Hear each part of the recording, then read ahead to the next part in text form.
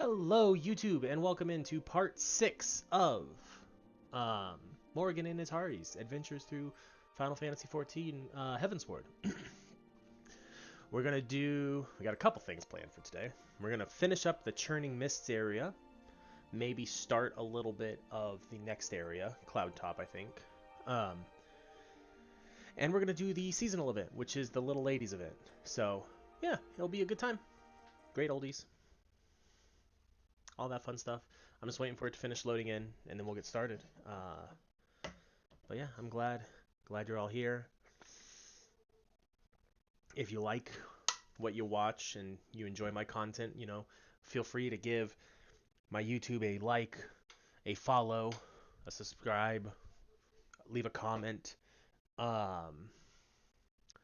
Yeah, and feel free to follow me on all my other socials. I'm stalling is what I'm doing. And I mean, I'm not even live, so I could edit this down. But I'm not going to now because let's include all this. Why not? Let's have an extra long intro. But, right there, it says Caleb Games here. You can follow me on Instagram, Twitter, all of that stuff. Twitch. Follow my Twitch. You don't have to subscribe because it actually costs money, but it would be appreciated if you do. But yeah, let's hop over to gameplay now. And we'll teleport on over to Ul'dah. Let's get the seasonal event out of the way. Have a good old time. I'm excited because today my new laptop should be coming in. It's a gaming laptop, so I can game on the go. Potentially stream when I'm traveling and stuff. We'll see. We'll see how it goes. But yeah, I also can hear my neighbor's dog barking. I'm trying to figure out what it's barking at. It's barking at the UPS man. I wonder if that actually might be my laptop right now.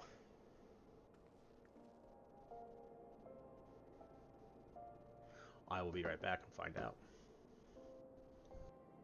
And we're back because it was indeed my new laptop. It's an Acer Nitro 5. Forgot to close that door. Intel Core i7 12700H, 17.3 inch screen, 144 hertz. NVIDIA GeForce RTX 3050 Ti with 4 gigabytes GDDR6 dedicated virtual RAM, 16 gigabytes of DDR4 memory, 1 terabyte solid state drive. It's got Bluetooth. Yeah. But here we'll crack it open. We'll do a little unboxing for this video. You guys get a bonus.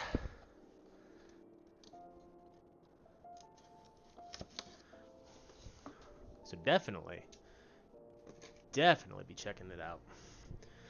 All right. Let's slide these things out. Pop this up. Ow. Pretty sure I just got a paper cut. It's fine. Oh, all right.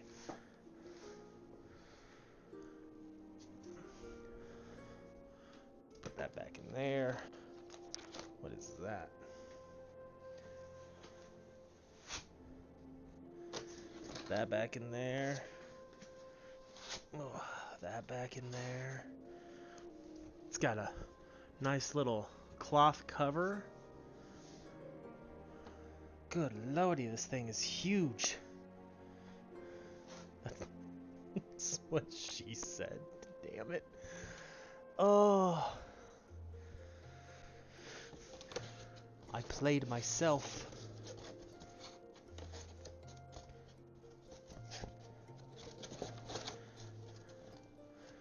Let's see.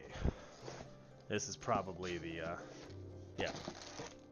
Power cable. Makes sense.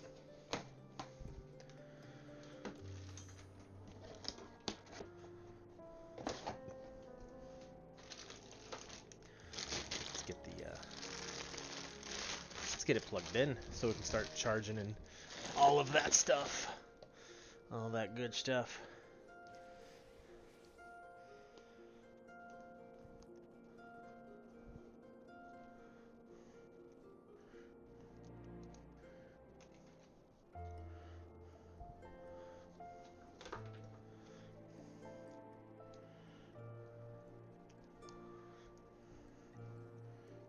Come on, there we go.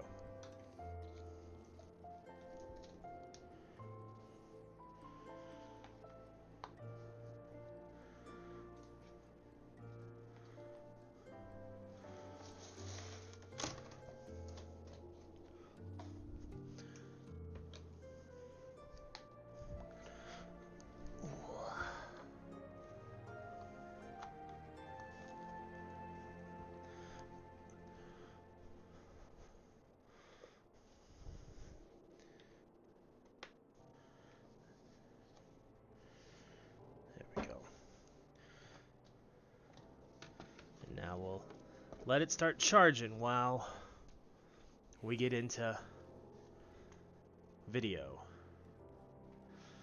Okay.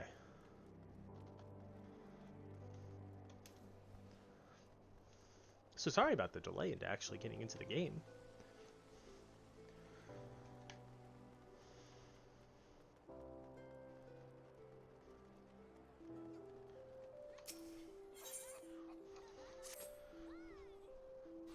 Begging your pardons, good madam, but you are an adventurer, are you not? If so, I should be much obliged for your kind assistance. I am the Royal Seneschal, and it is my honor to oversee Little Ladies' Day. In case you are unfamiliar, the festival celebrates all the maidens of the realm, and my duty is to see that each and every lady is treated as a princess. For this year's celebration, we are planning to distribute replicas of an antique folding fan to participants. Wishing to learn more about said fan, Miss Alditha, a scion of House Thorn, has taken it upon herself to investigate its origins. Alas, she has ever had a frail constitution and is feeling unwell, for now she rests at my insistence. But passionate as she is about the celebration, I worry that she won't stay put. Thus would I turn to you for help. In order to take the burden off my lady, who is also a treasured princess this day, might I prevail upon you to assist with her investigation? I'm truly grateful. Now, Miss Alditha should be resting on a bench in the Gold Court, so pray seek her out there. I leave her in your capable hands. And the Gold Court is going to be this way.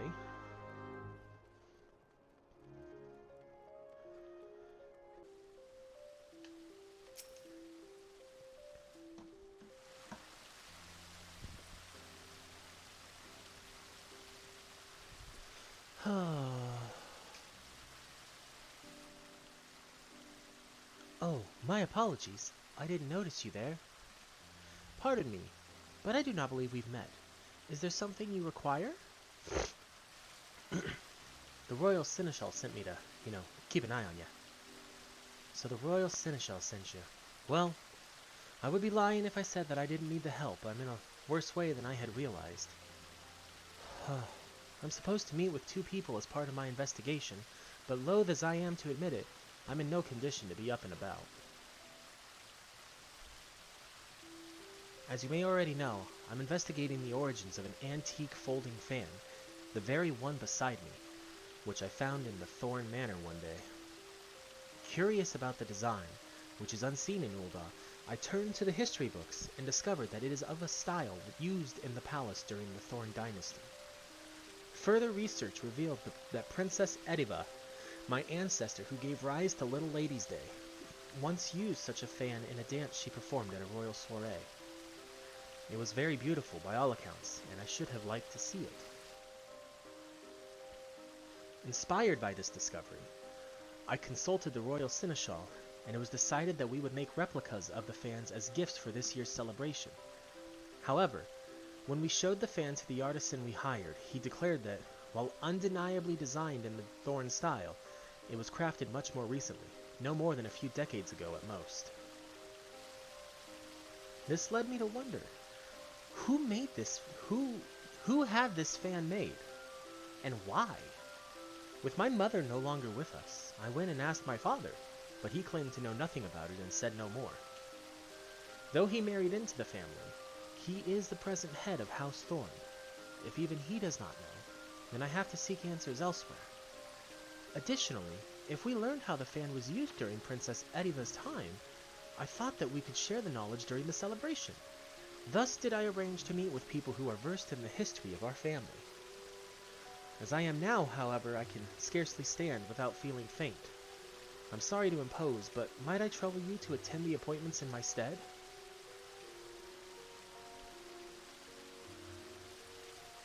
I'm in your debt. Now, you will want to take the fan with you.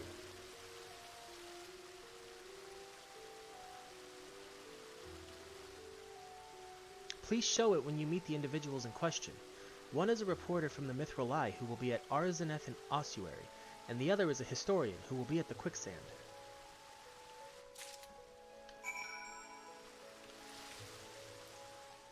To the Quicksand! And then we will teleport to the Arzaneth and Ossuary, because I ran yesterday when I was running this on my main account. Not worth it. Just teleport.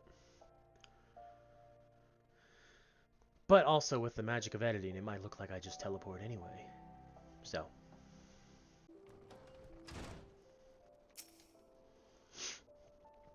Can I help you with something? I'm actually supposed to meet someone here, but she appears to be late. This fan is from the person you're supposed to meet. Ah, so you've come on Miss Aldatha's behalf. And this is the fan she wished me to inspect. Indeed. It is of a style hailing from the Thorn dynasty. It is said that Princess Ediva carried such a fan when she attended functions. In those days, it was considered meet for a noble woman to cover their faces, to which end they carried folding fans on their persons.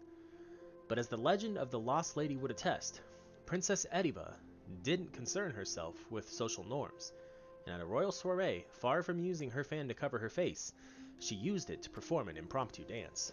The Sultan and his retinue of seneschals looked on aghast, but the guests were captivated by her performance, and erupted into rapturous applause when she finished.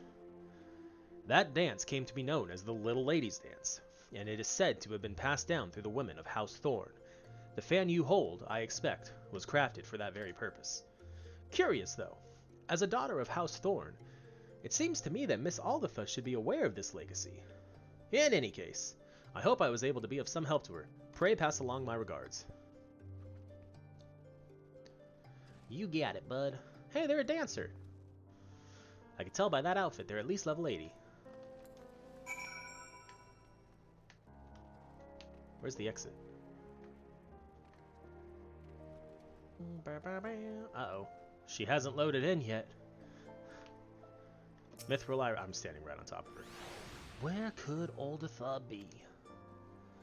Can I help you?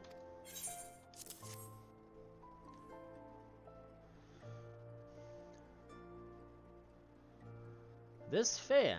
Aldatha sent you, I take it. Very well then, I'll tell you what I know. When Aldatha reached out about an antique fan she found, I was instantly reminded of a similar one that I saw long ago. By her description alone, I couldn't be certain, but to see it here and now, there's no doubt in my mind. This fan once belonged to Aldatha's mother, Claudia. She was still half a girl at the time, 15 summers old, perhaps, when I interviewed her for Little Ladies' Day article. That day she had this very fan with her. She was out of sorts, though, and begged to sit down and rest. As tired as she looked, I decided to cut the interview short and ended up writing about something else.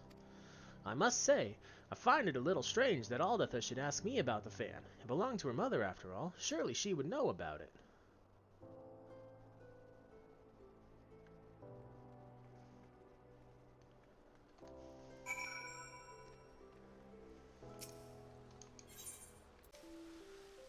Ah, you are returned. Thank you for attending the appointments in my stead. So did you learn aught of interest?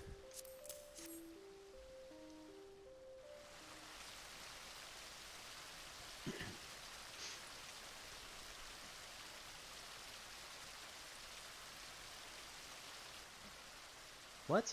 The fan was my mother's, and it was used to perform the Little Ladies' Dance. A dance passed down through the women of our line.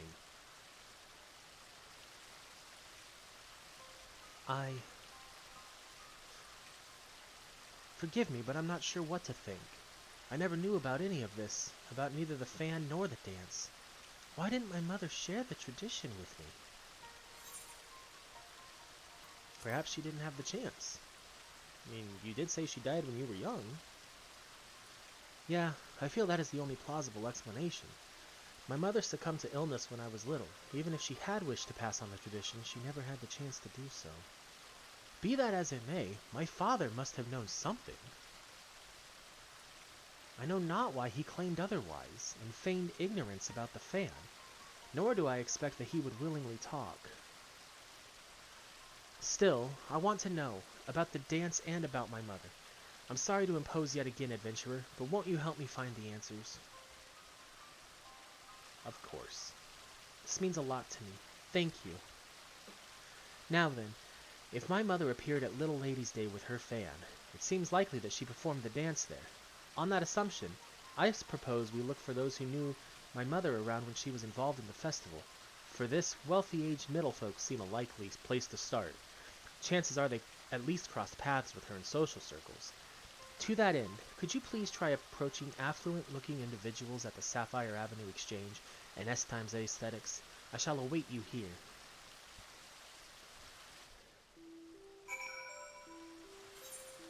Closest one is going to be this way. Bum, bum, bum.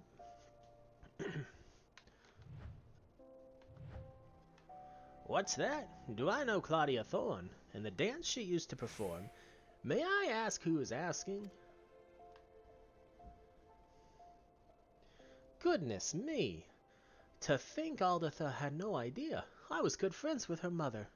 I am proud to say, and would be glad to share what I know. She was quite frail, was Claudia, and constantly took ill. As a result, she seldom attended social functions, and certainly never performed the little ladies' dance in them. She did, however, show it to me in private, and I consider myself blessed. It was so beautiful, I begged to learn it from her. She kindly taught me, and she would have dearly loved to teach Aldatha too, I'm sure. It breaks my heart that she never had the chance. But if Aldatha is keen to learn the dance, nothing would please me more than to teach it. A poor substitute though I may be for her real mother. She awaits at the Gold Court, yes? I shall go and find her there at once.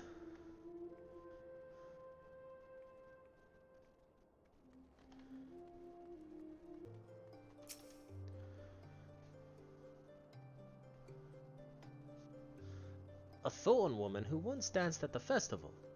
I'm afraid I'm not familiar. Little Ladies' Day has always been a common folks' festival, after all. If anyone were to know, I dare say it would be the head of the Thorn family. 'Tis under their auspices that the celebrations take place. Which would be this way. Where in the world did she disappear to? What? Did I ever see the dance performed by Claudia Thorne? As it happens, yes. Yes, I did. It was during Little Ladies' Day celebration many years ago. Claudia was participating for the first time, and I had the honor of being her guide. By way of thanks for my company, she showed me the dance. Flourishing her fan, she moved with such majestic grace. I was left utterly transfixed. A dance so lovely should be seen by all. Won't you perform it on stage at the festival, I suggested, and to my delight, she agreed with a smile. But no sooner did she finish enrapturing the crowds than she retreated out of sight and all but collapsed to the ground. It was then that I learned of her frail constitution. Though I hadn't been aware, I felt no less terrible for making her overexert herself. I apologized profusely, begging her not to push herself ever again, and the sad look on her face when she nodded is something I've not forgotten to this day. Yeah, but look at me prattle on to a complete stranger. My apologies. Now then, I was in the midst of looking for someone, so I shall excuse myself.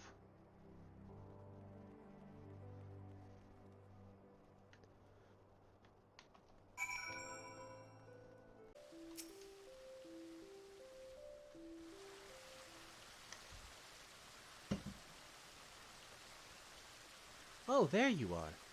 A woman was here just now. She told me she was a friend of my mother's and kindly taught me how to perform the little ladies' dance. It's as beautiful as I imagined it would be, and I cannot thank you enough for finding this person. Now then, were you able to learn not from anyone else?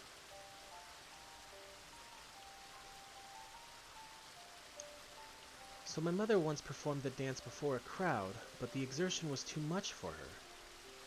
From what I've now seen, the movements may indeed be trying for those of poor health. Those such as myself. Thus did my father choose to keep the dance a secret from me, out of concern for my well-being. Or so I speculate, at any rate.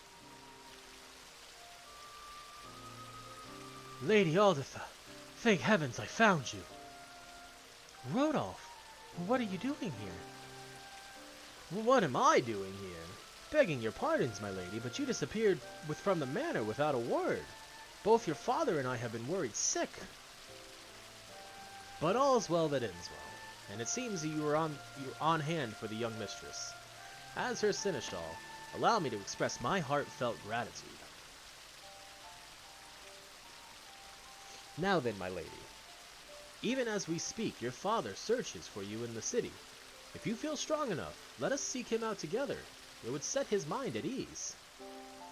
Yes, of course. Thanks to you, I've discovered things I never knew about my family, and I would have you at my side when I meet my father. Will you come with me?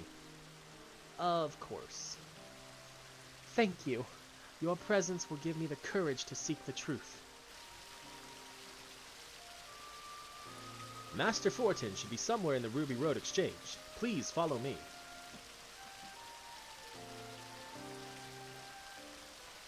Let's go confront her father. Dun, dun, dun.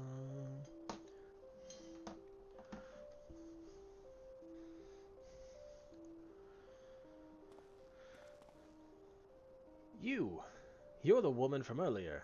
I should have guessed you were the one who aided my daughter.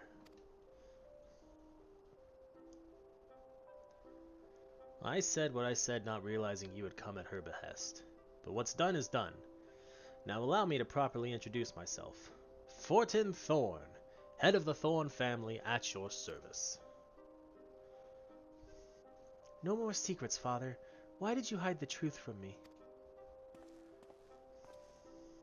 I couldn't bring myself to tell you. Even as that fan and that dance hold fond memories of your mother, they are a painful reminder that she is gone.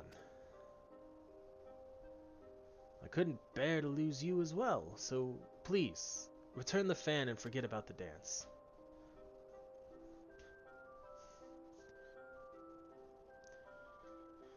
Father, I understand full well why you feel this way.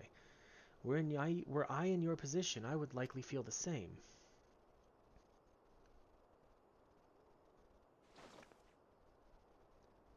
But as much as I'm touched by your concern, I know about everything now. About Mother, about the fan, and even the dance.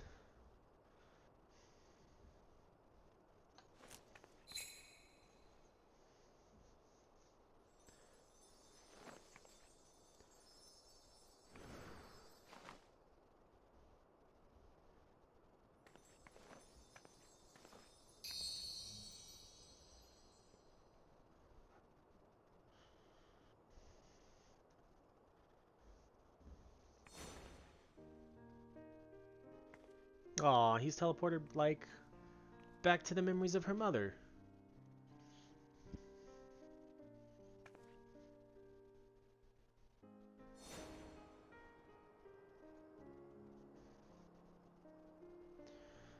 Claudia? Lady Aldertha, that was extraordinary. Where in the world did you learn how to dance so beautifully? An old friend of Mother's taught me. Despite all of these years, she still remembered the entire dance down to the smallest flourish. Mother brought you great joy when she danced for you that day. On coming to understand this, I knew that I wanted you to experience that joy again. Aldertha.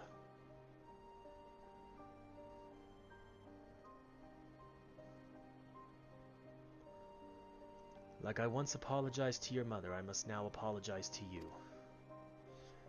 It was wrong of me to hide that fan in the dance from you, and I hope you find it in your heart to forgive me. If it is your desire to carry on the tradition, then I will not stand in your way.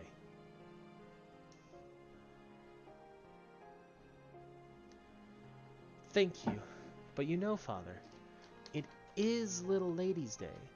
Rather than an apology, is there not a more appropriate gesture for the occasion?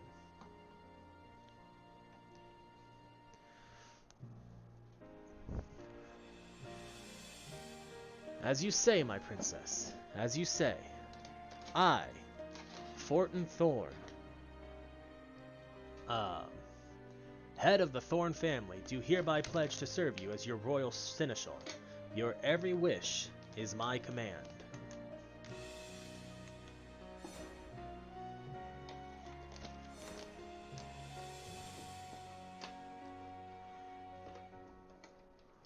Except, perhaps, when I judge that you are overexerting yourself, after all. Your Highness's well-being is my foremost priority. I shall bear that in mind. Without further ado, then my first wish is to instruct festival staff in the Little Ladies' Dance, that we may share it with all who participate in the festivities. If that is your wish, then it is mine as well.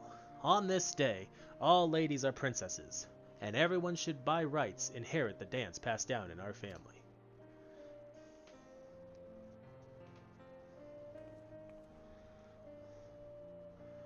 I have a gift for you, adventurer, as a token of my gratitude. It isn't much, but please accept these instructions for the dance, along with a replica of my mother's fan.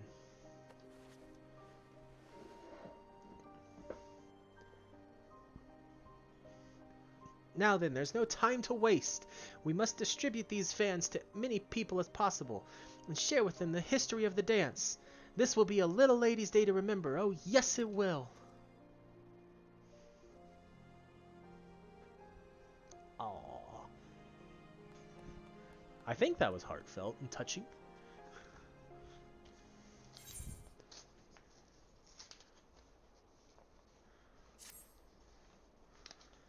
Bam, bam, bam, bam, bam. Her greatest fan. We'll go to emotes.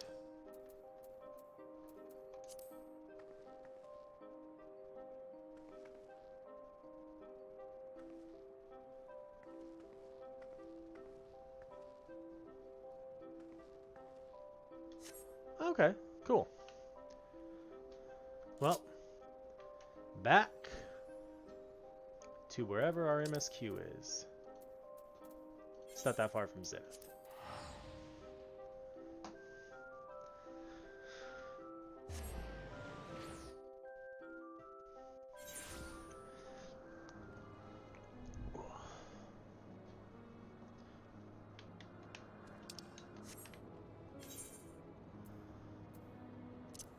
I think we collected all the ether currents, yeah. Is my friend on?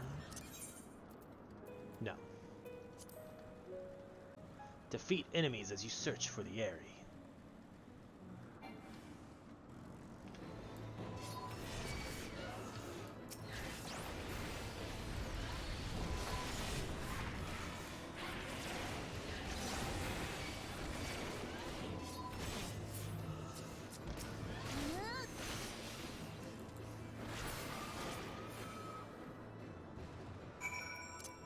More enemies to take out.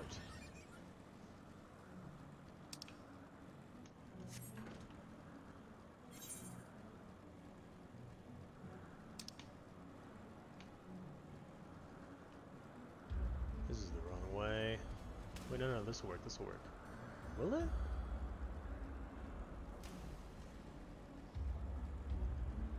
Yeah, this will work. This will be fine. I got confused for a second. Sometimes it's hard to tell by like looking at the map what's what. Especially like these Heavensward maps, like this is a fun expansion. Do not get me wrong. But some of like The stuff.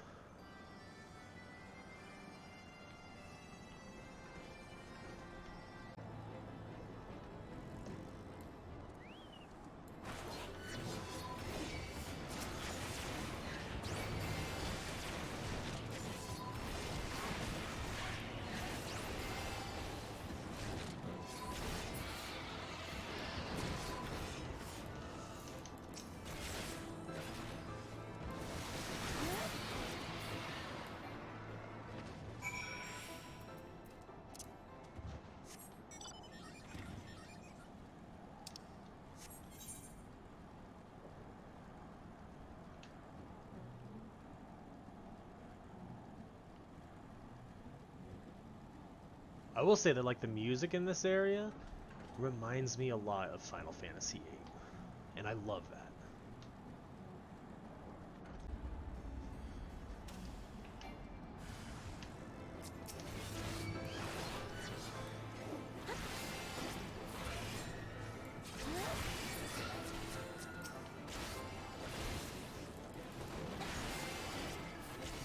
These things do die pretty quickly. Oh! There's a third one. Amphitheater straggler? Yeah.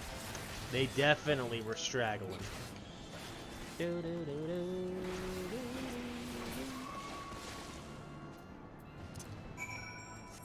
Now we must go speak with Estinian.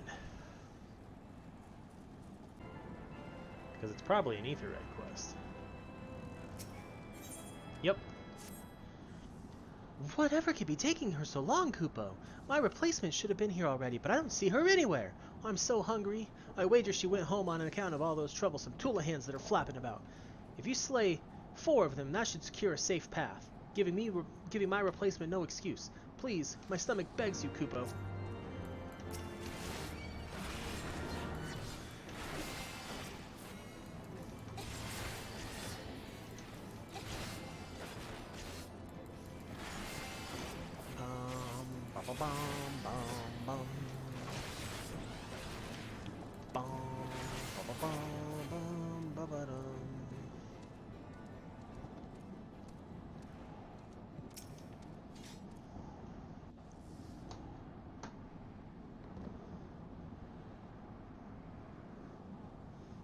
Is that it? Oh, voice acting, so let me go like that.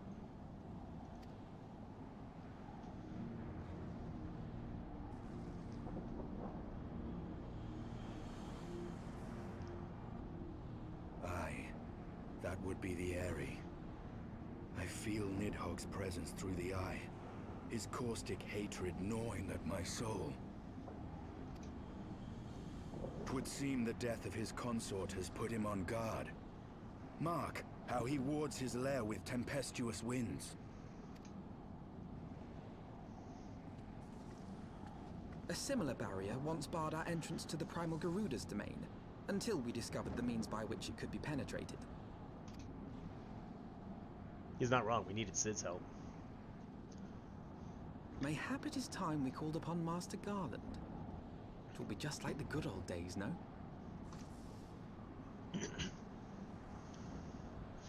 Seems fair, Alfino. Seems fair.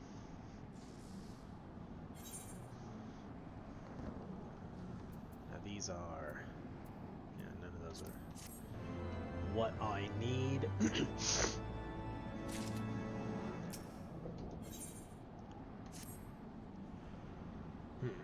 A force of sufficient power to break through a primal's defenses might conceivably grant us access to the Aerie. And I can offer no better solution. Pray consult this engineering friend of yours. Let's get that back, sorry.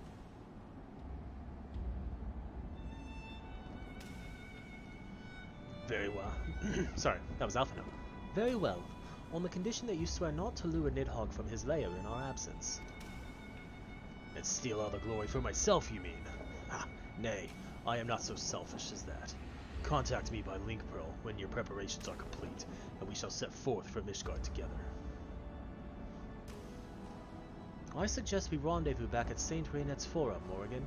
From what I gleaned of the Holy Sea's decidedly ambitious airship project, Sid will still be in Ishgard.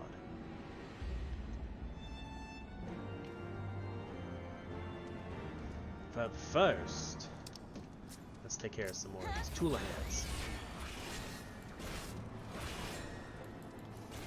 We gotta get 4 more of them.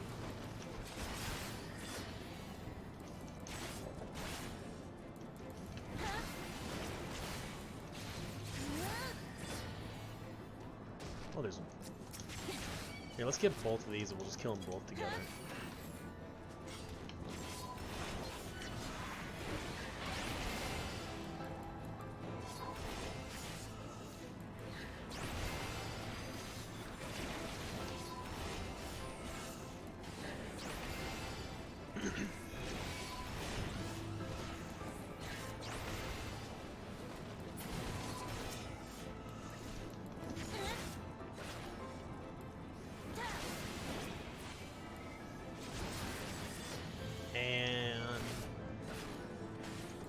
That makes 4.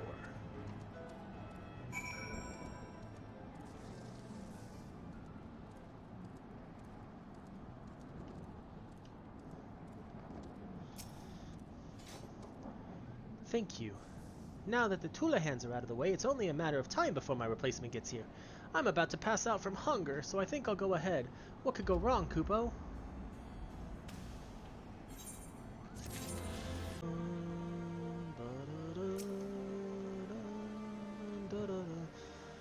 When last you saw Master Garland, he was advising the Ishgardians on their ailing airship, correct?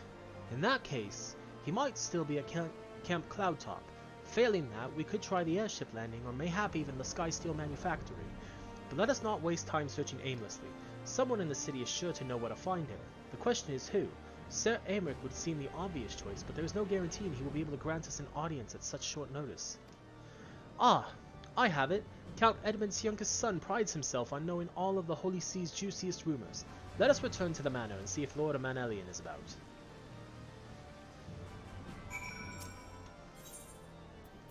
Alright, to the last vigil then.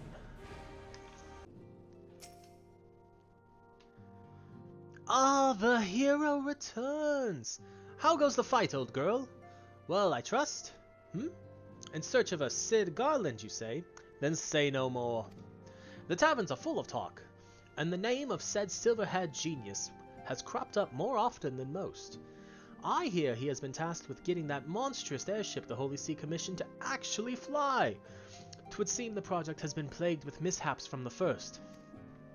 In any case, Garland Ironworks employees are known to frequent the airship landing, and I'll wager their master does too. The airship landing, yes, I thought as much. Come, Morrighan, we must find Sid and trouble him for his expert opinion.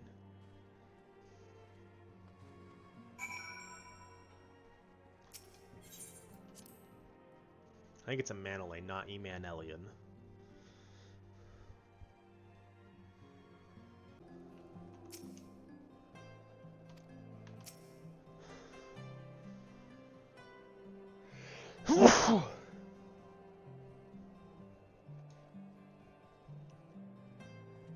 I could have muted, but I didn't.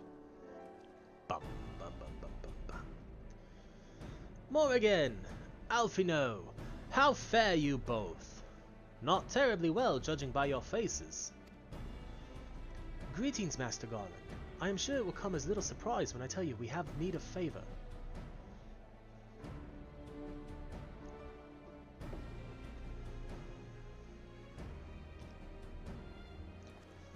Another wind barrier? And you say it was conjured by Nidhogg?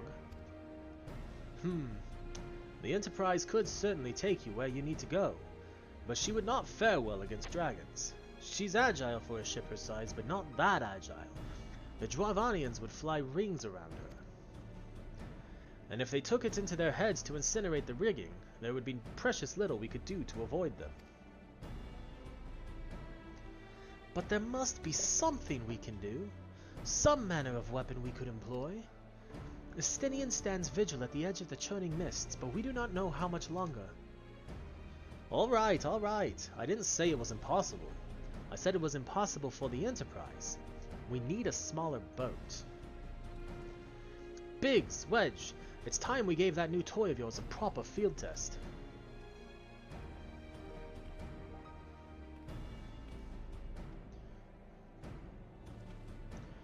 It's probably best if I let the lads show you. Come on, the manufactory is not far. To the Sky Steel Manufactory.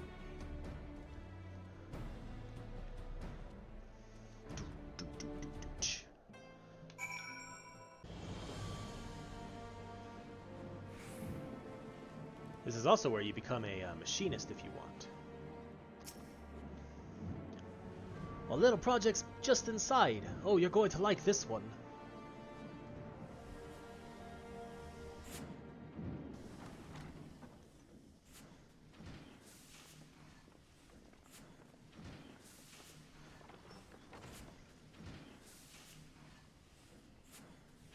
Feast your eyes upon our latest and greatest feat of engineering. We call it a mana cutter.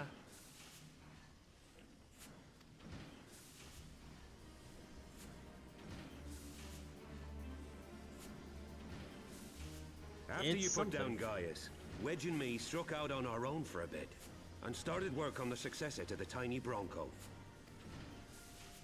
Impressive little thing, isn't she? My talent for ship design has plainly rubbed off on them.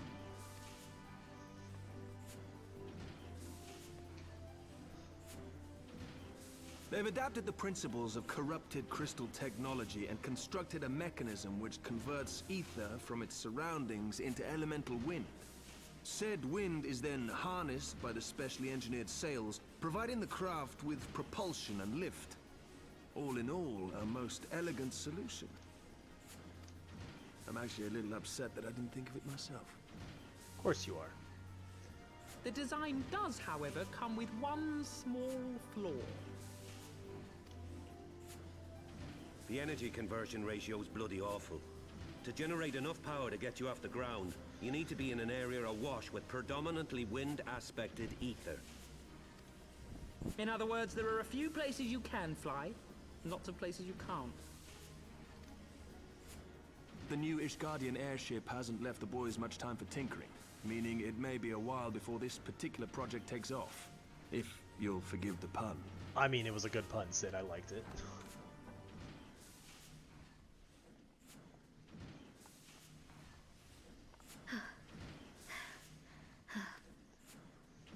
Tataru, what's happened?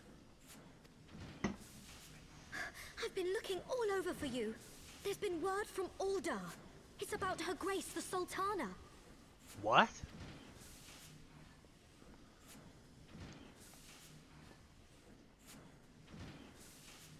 It seems you're required elsewhere.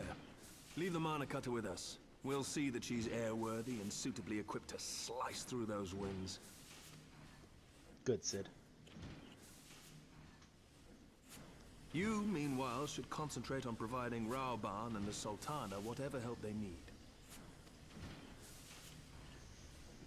You're right, there's nothing else we can do while we wait for you guys to finish our only way to Nidhogg.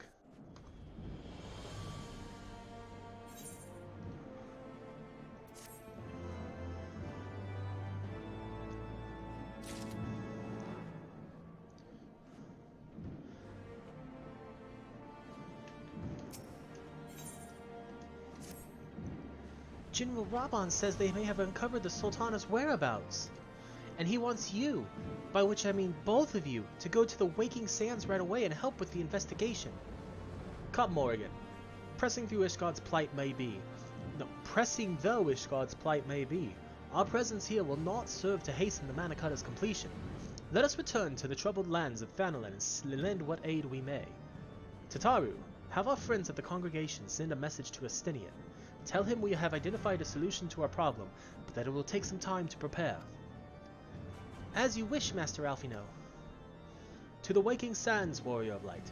'Tis past time Ulda was delivered from this darkness.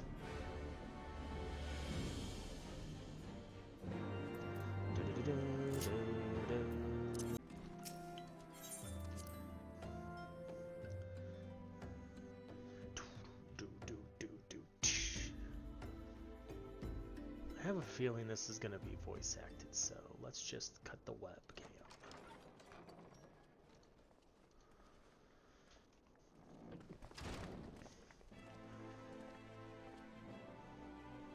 Thank you for coming.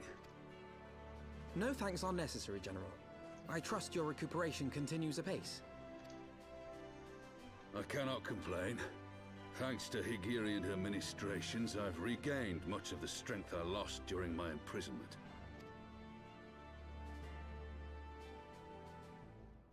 I gather you have made progress in the search for Her Grace.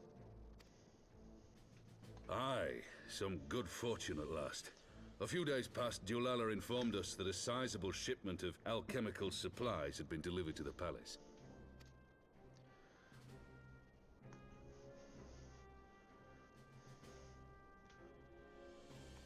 With Papa Shan's assistance, I set out to ascertain the source and nature of the shipment. My inquiries led me to Frondale's frontistery. There, I learned that an order had been placed for a curious substance designed to sustain patients trapped in death-like slumber. An invention of the former head alchemist, apparently. Interesting. A death-like slumber? This cannot be a coincidence. Especially since, you know, that's what we were told the Sultana was in. It lends some weight to Dulala's claims, aye. Her Grace is likely somewhere within the palace, abed but alive. Before making any attempt to extricate the Sultana, however, it seemed prudent to learn what manner of substance was used to induce her torpor. To that end, I made inquiries as to the whereabouts of the one most like to have administered it. The lady-in-waiting, Meriel. We sent for you as soon as we learned of her location. All that remains is to apprehend the woman. Woo! Let's get her. We shall find our cat's paw in the Silver Bazaar. But we must tread carefully. The market is not the bustling place it once was, and someone is sure to mark our coming. Should they inform the monetarists, we'll have a fight on our hands. We must be prepared for the worst, and being short an arm, I thought it wise to take another in its stead. What say you, Warrior of Light? Will you lend me yours? To save the Sultana, you bet your ass I will, Ravan. Then I pity the bastard that stands in our way. Come, my friends, for Nanamo, and for Ulda! Ah!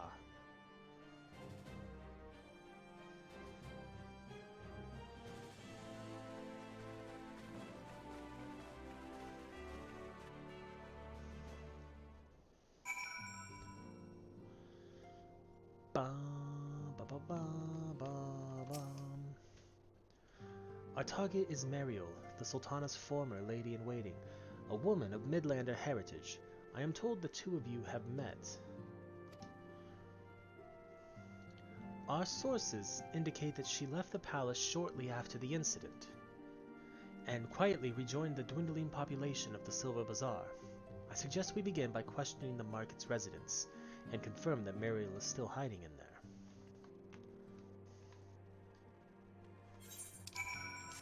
Seems fair enough, you giddy. I'll agree with that.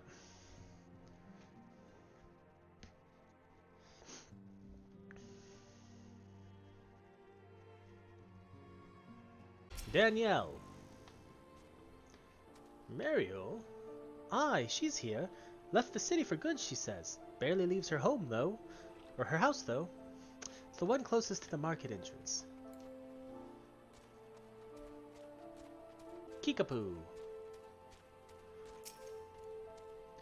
Greetings, Morrighan.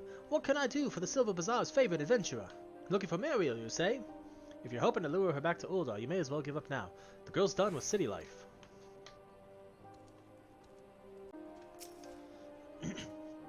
Do I know of any returning residents? Gods, don't tell me they're starting to come back. My masters will not be pleased to hear this.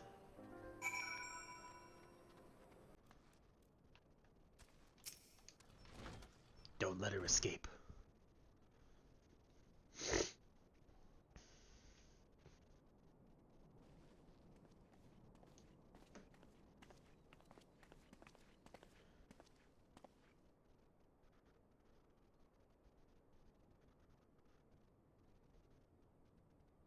You are Meriel, the Sultana's former lady-in-waiting?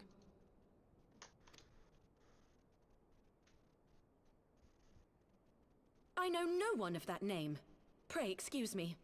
Liar. You lie.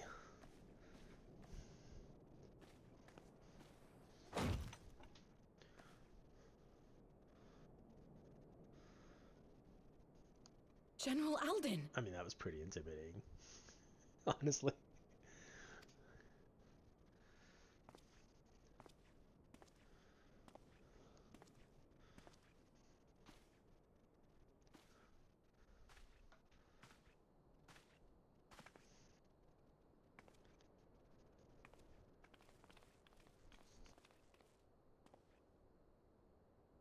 We will have the truth from you, girl.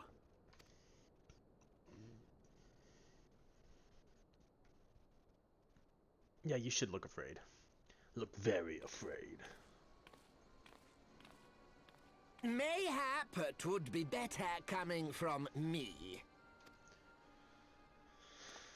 Oh. Lolarito, you'd best talk fast. As you know, Teleji Adeleji's Cartano reclamation bill was no more than a facade.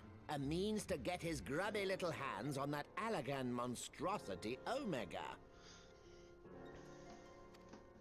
When he learned of Nanamo's intention to abdicate, however, he was forced to amend his plans. Suddenly, assassination seemed the most promising way to further his ambitions.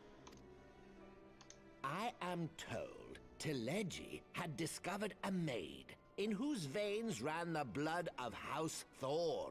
A new, more pliable puppet to sit the throne. 'Twould have caused an uproar, of course, but few could have contested her claim. Oh, we just learned about House Thorn in our little Ladies' Day quest.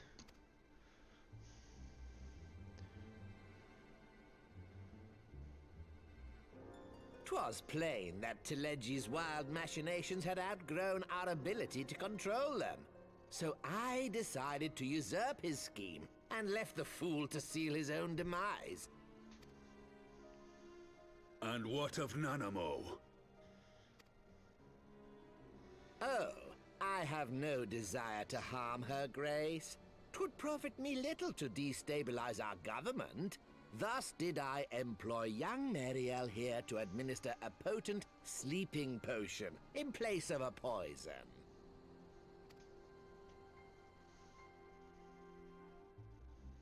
You should know, General, that your dear friend Ilberd was fully aware of my plan. I had him lie about the assassination as a means to prime your rage against Teleji. We weren't entirely sure how you would react, but things went rather better than expected. That's fucked up. You conniving little worm! You had your claws in the Crystal Braves before their first recruit had sworn to serve! But of course, when a new game begins, 'tis only prudent to have a piece on the board. Ilberd was mine. Okay. I forgot about that. Truth be told, a significant proportion of the Braves' initial endowment was also mine. With such large sums moving about, 'twas a rather trifling matter to disguise my own contribution.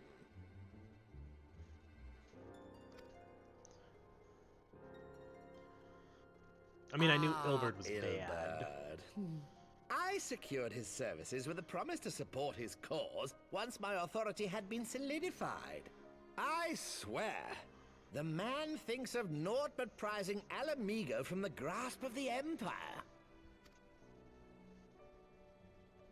Unlike you, General, the poor fellow seems quite unable to forsake the land of his forefathers. Mayhap that's why he called you a traitor to your people and a disgrace to your homeland, amongst other things.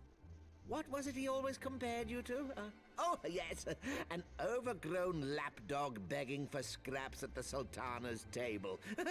Oh, how we laughed. God damn.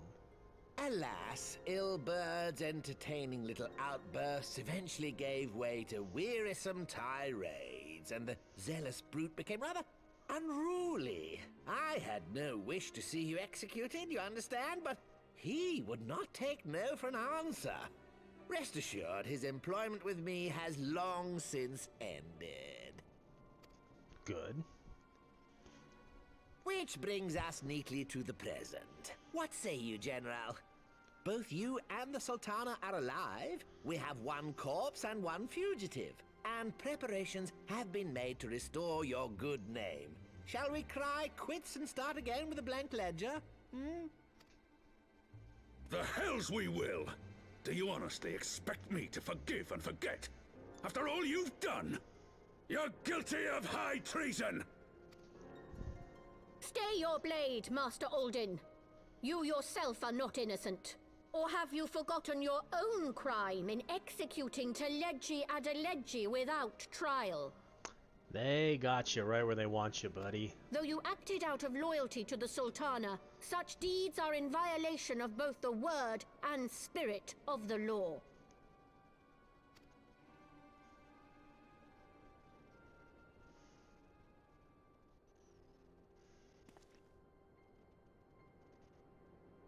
If you would, Lord Lolorito?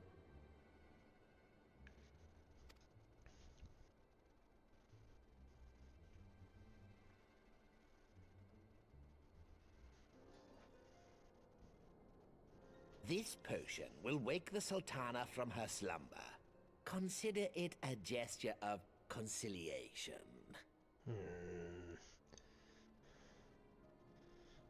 You will find Her Grace resting comfortably within her private chambers.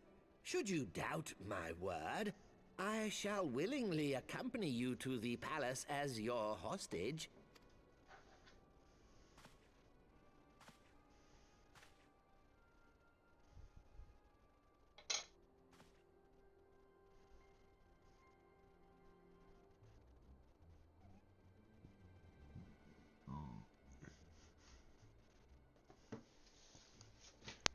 I like not your motives, Lolorito. But you saved the Sultana's life, and for that, you have my gratitude.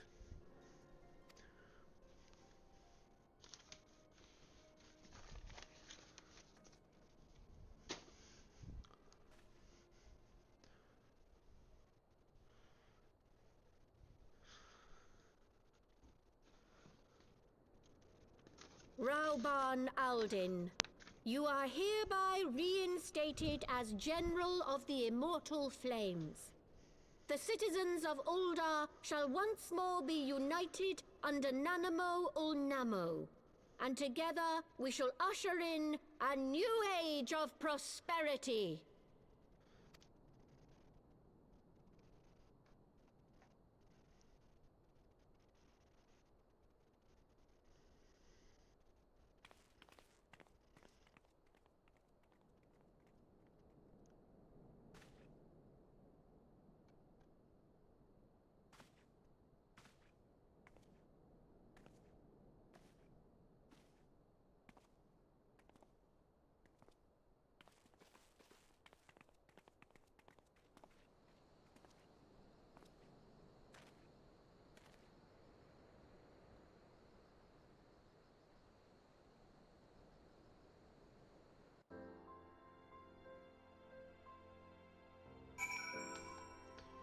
Where's Alfie now? Is he outside? Oh yes, there he is. By the 12! I feared Lord Lolorito's arrival would herald another bloodbath. Little did I suspect that he, of all people, would gift us the means to rouse the Sultana.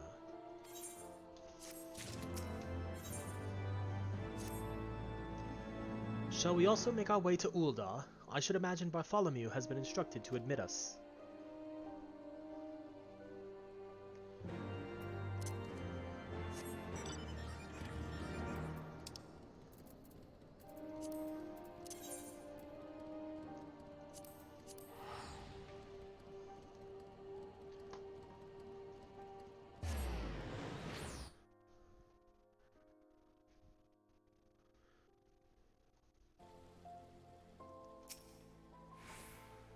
Flame General Raban mentioned you might be coming. Please, this way if you will.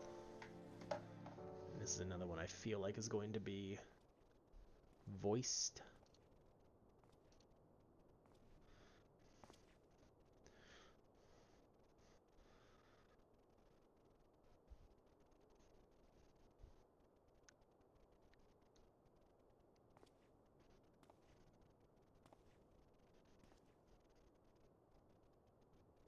Oh, there she is, just asleep. Just like they said she would be.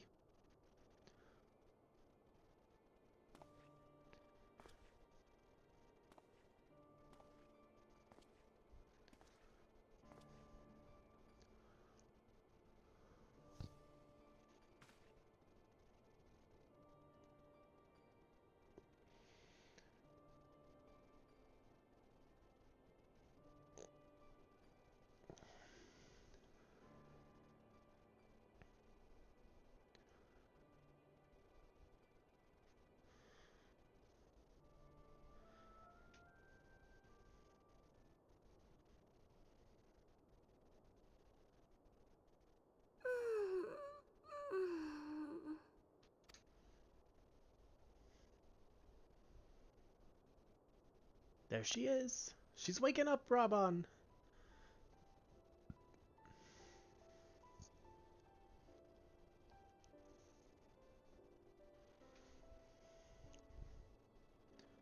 I was having the longest dream. 'Tis time to wake up, Your Grace. Another day begins in Thanalan, and the sun blazes bright upon the sands.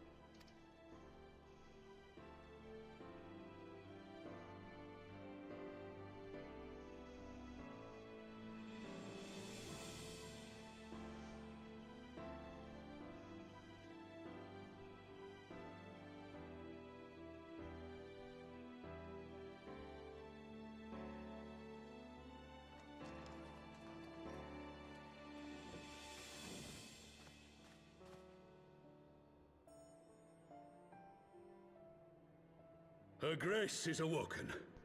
The palace physician assures me she is none the worse for her slumber. Good. Good, good.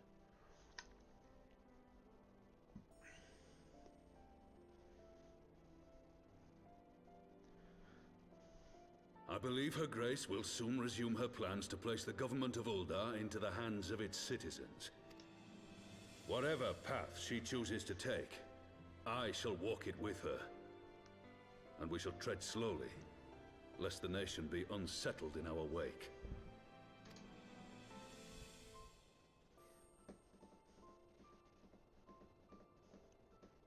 Her Grace's compassion is a shining beacon to us all. But what our city truly thrives upon is competition. Shut up, Lolorito. 'Tis in the struggle against our rivals that opportunities are seized and fortunes made. And with the Empire on the offensive once more, now would hardly seem the time to turn our system of government upon its head. Are you privy to new intelligence, my lord?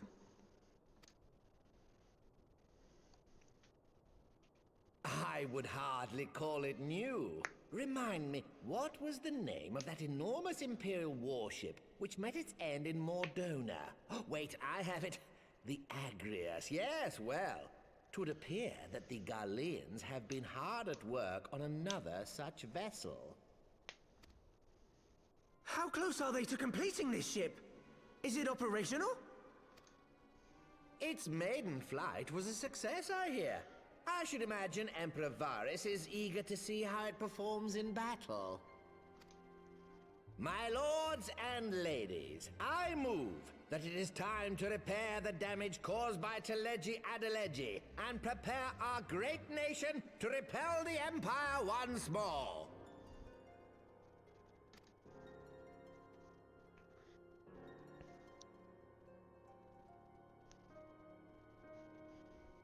Yes, Lolorito, send us right back into war.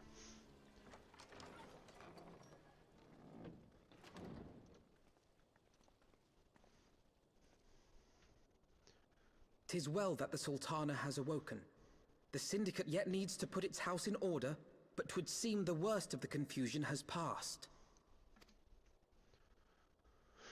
Uldar has taken control of its future, and I must do the same.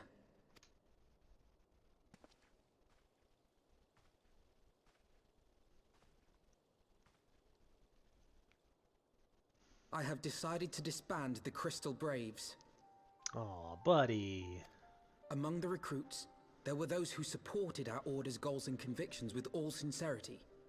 'Tis my hope that these loyal men and women will choose to remain our allies in the battles to come. As for those who sided with the traitor, Ilberd, they shall be hunted down and held to account for their crimes. It is my earnest hope that they will surrender themselves peaceably when the time comes. Ah, my all-conquering Crystal Braves. The model army meant to pave the way for a single unified grand company of Eorzea. That so high an ideal should be brought so low. I need not tell you how deeply the betrayal stung me. Yet I see now that it was mine own naivety and pride which allowed the Braves to fall prey to corruption. As ever, it is to your own shining example that I turn for inspiration. Like you, I mean to stand firm in the face of hardship and give mine all for the cause.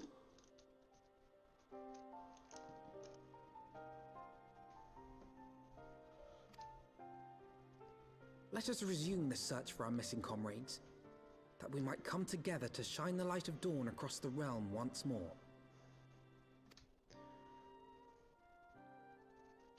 The role of Crystal Brave Commander suited me ill, and I shall play it no longer.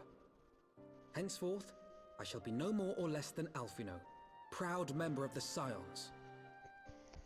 That is a decision, buddy. We're proud of you and we accept you.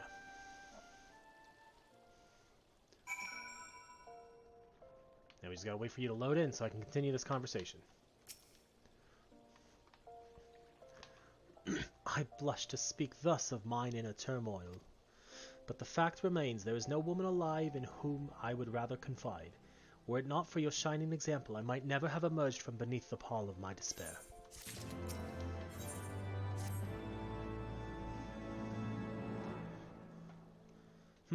Still no word from Master Garland. I hope this mana cutter of theirs is nearing completion.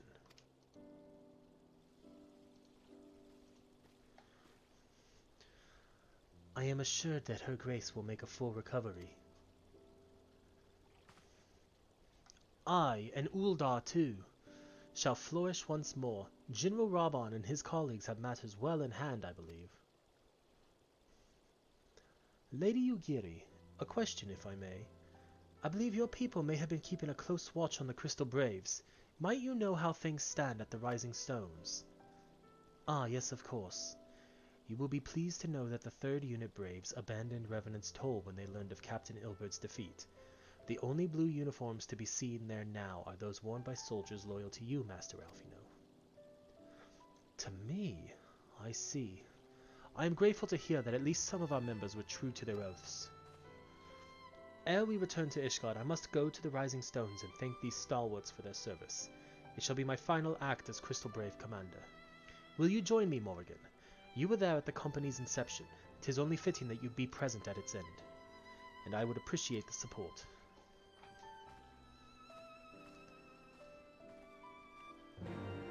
Ba-ba-ba.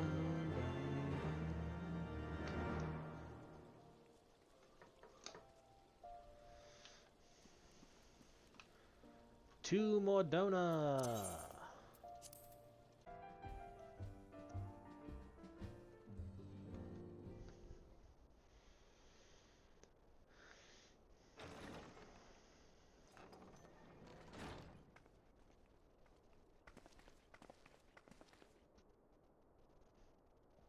Commander, you're alive. And Morrighan too. I knew you'd scrape through.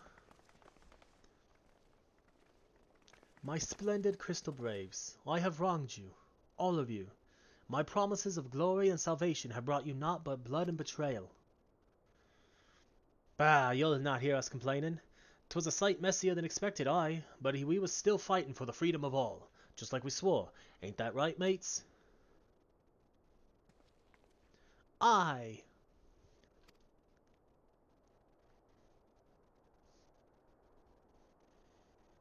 You humble me.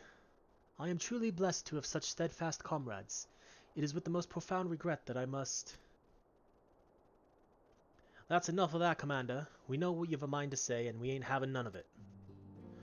We've talked it over, see, and we all agreed. You can take our uniforms and strip us of our ranks, but we won't be no less of a company. But the Crystal Braves... The Crystal Braves may be finished, but the ideals upon which the company was founded live on. They bind us to each other and to you. Commander, Alfino, our minds are made up, so you may as well get used to it. Let us help the Scions. Let us help you find Minfilia and the others.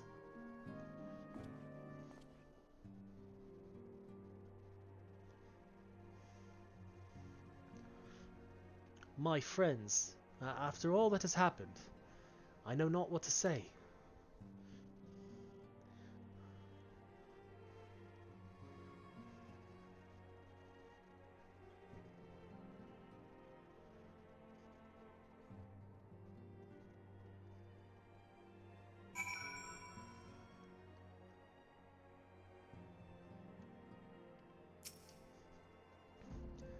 Pray excuse me. I had thought my tears spent. My grandfather used to say that one could measure a man by the constancy of his comrades. Mayhap I am the exception which proves the rule. Nay, do not protest. I know that I am not worthy of their loyalty, Morrighan. But as Thaliak as my witness, I shall do everything in my power to earn it. I must speak of future plans with the remaining Braves. Any information we uncover on the missing Scions will need to be shared with our allies across the realm, specifically Urianger and the Waking Sands and Tataru and Ishgard. While we are organizing our various channels of communication, I would ask that you call upon Master Garland at the manufactory. I will join you in Ishgard as soon as I am able. Alright then, let's return to Foundation.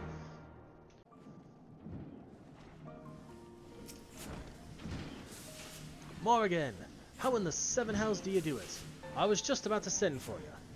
We have but this moment completed the Manicutter's first successful test flight. A few minor adjustments and she'll be ready to go. While we see to the finishing touches, you may want to pay a visit to Fort Tom's Manor. A dragoon by the name of Astinian was looking for you.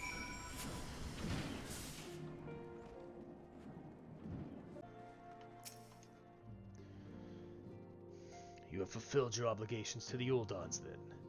Mistress Tataru has been keeping me apprised of the situation. Once I learned that these mana cutters of Master Garland's were nearing completion, I saw no reason to tarry in the mists. For the present, Nidhogg seems content to remain in the area, plotting his revenge. Might not this be an apt moment to unfold our plans to Sir Aymeric? I think we have kept him in the dark long enough. Okay, let's go visit the seat of the Lord Commander.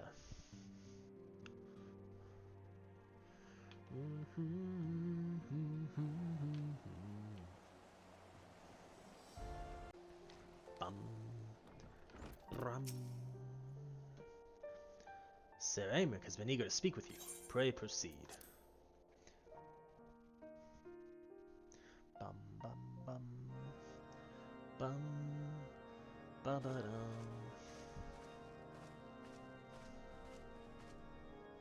Hold on.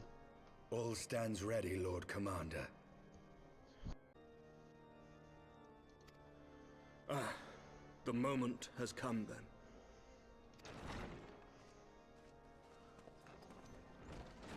Pray excuse my lateness. I paid a brief visit to the workshop to inquire about the mana cutters. The engineers assure me that they're ready.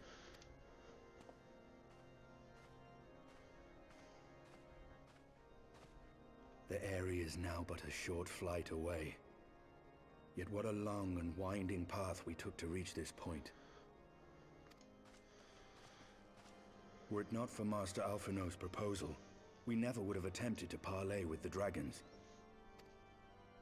Though our negotiations yielded little, our expedition with Lady Isard taught us much. You took an unimaginable risk. I could scarce believe the tale Astinian told.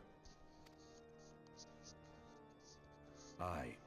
'Tis true that many of our countrymen would sooner die than join hands with the heretic's mistress.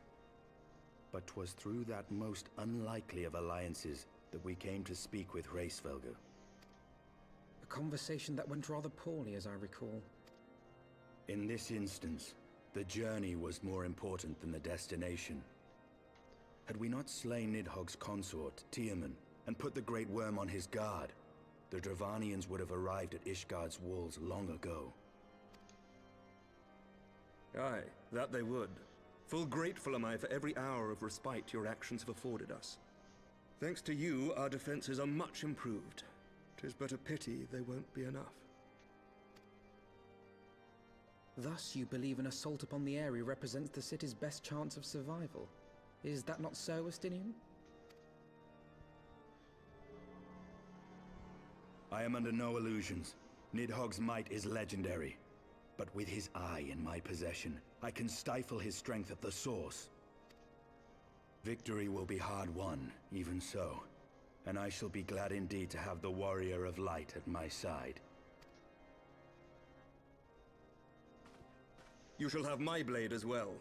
There are more of these mana cutters to be had, yes? Lord Commander, no!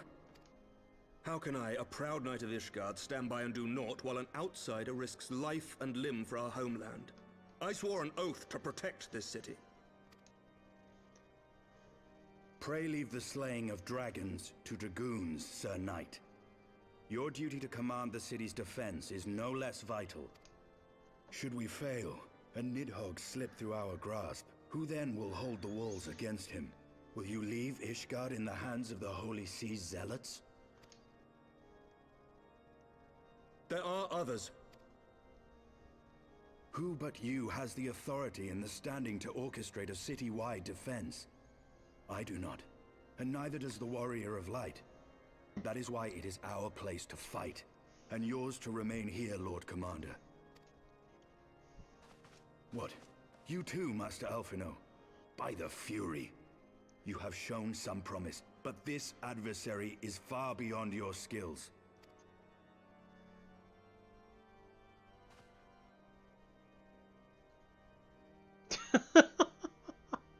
Your candor is appreciated, Sir Dragoon.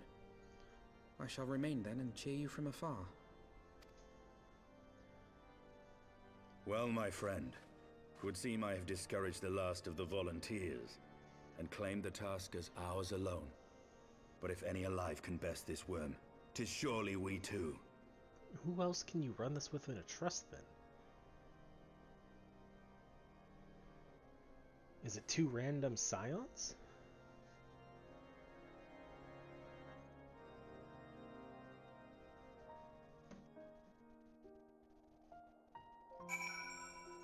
Visit the seat of the Lord Commander.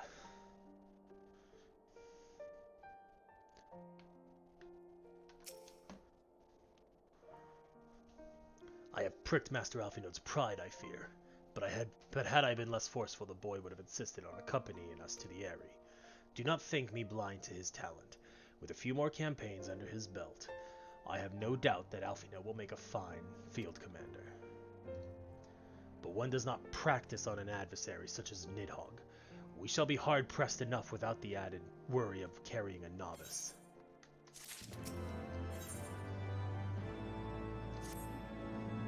We have tarried long enough. Let us call upon Master Garland and take possession of the Mana Cutters.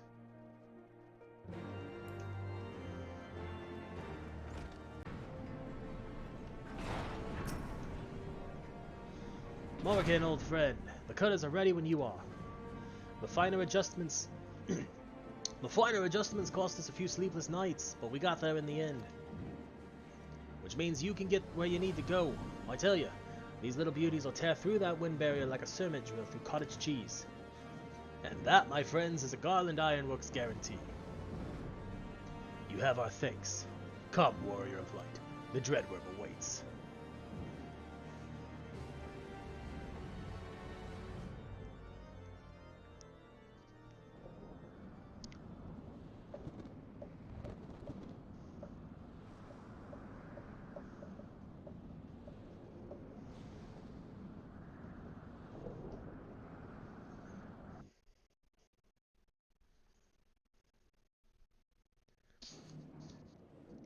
The Eyrie, now accessible.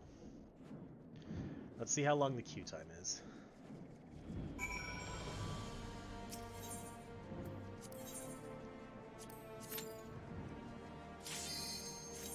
Damn near instant, okay.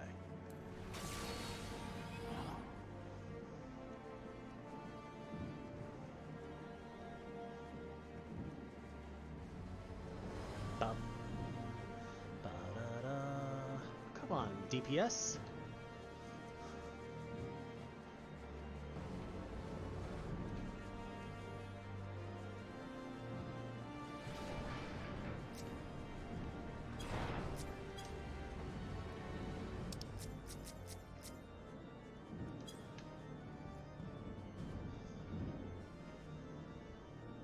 There we go.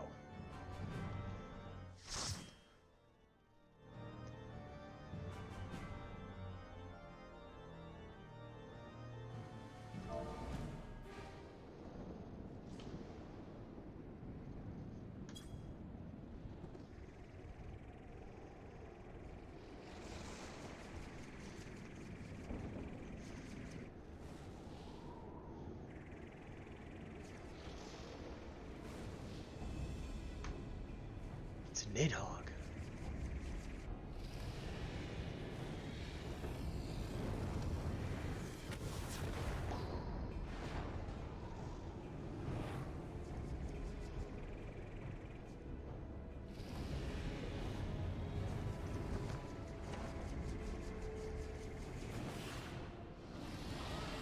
Oh snap.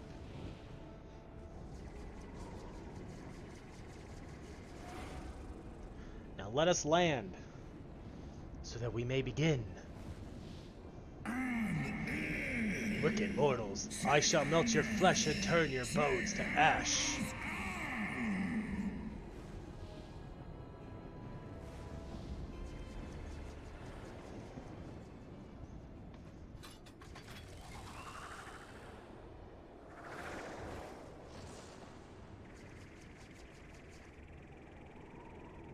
Jump.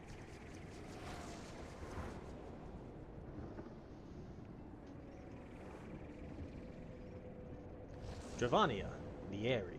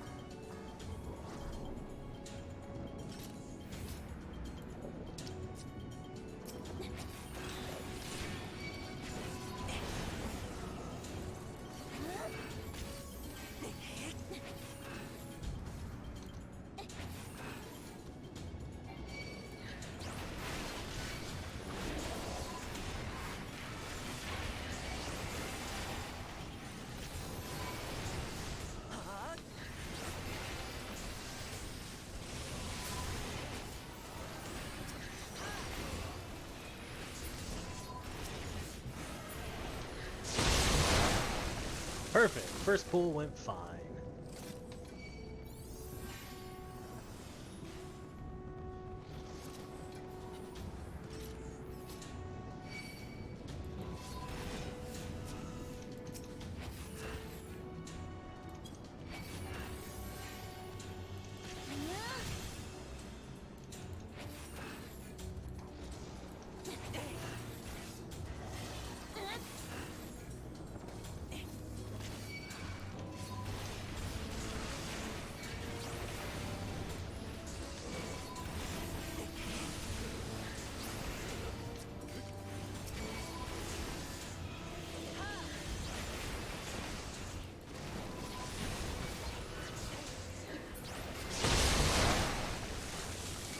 Didn't even need the second mitigation for that pull. Heck yeah.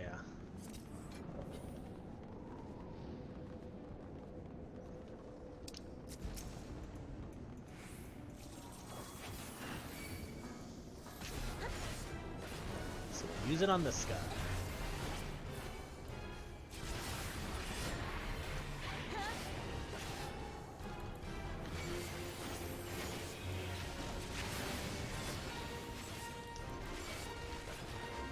Okay, that attack wasn't magical at all.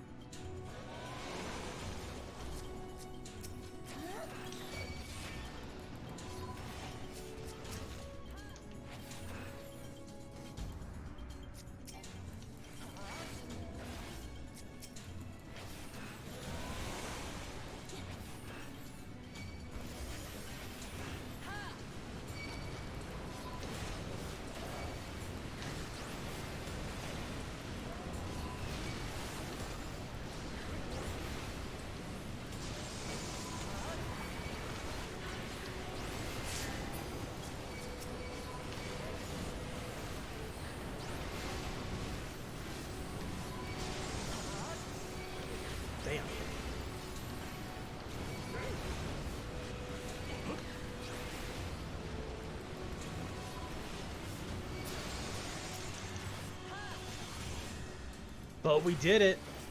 I was a little worried there for a moment. The whole buddy.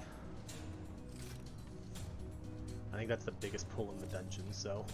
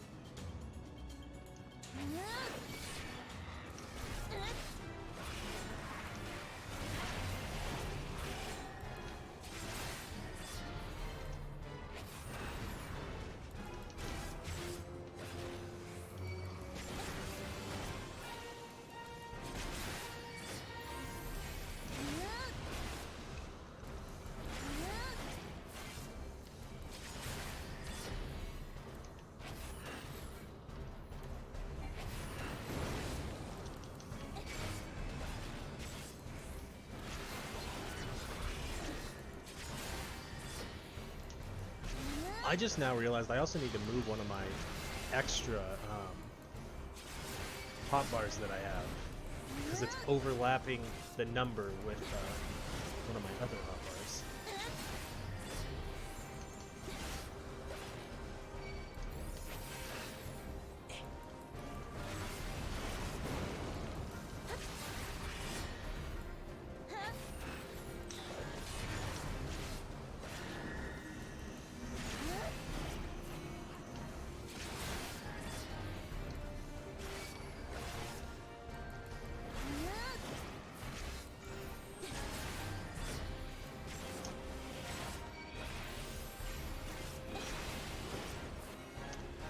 That was not magical damage.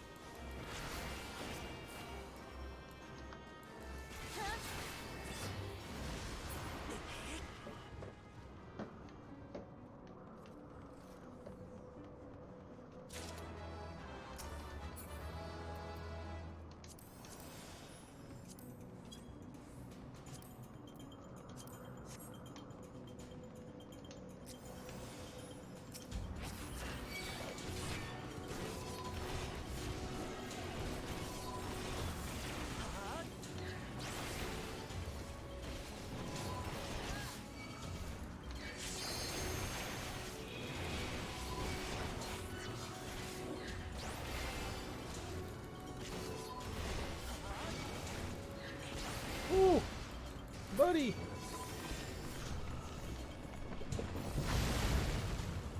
That one scared me a little bit, I will admit.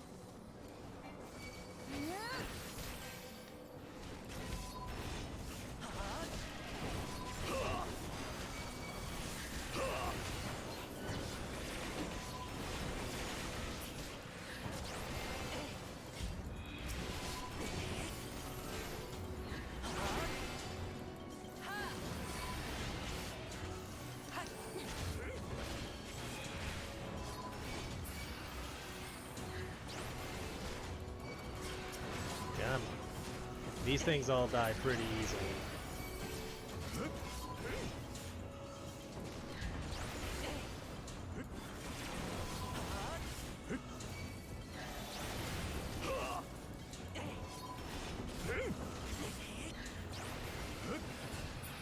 Go.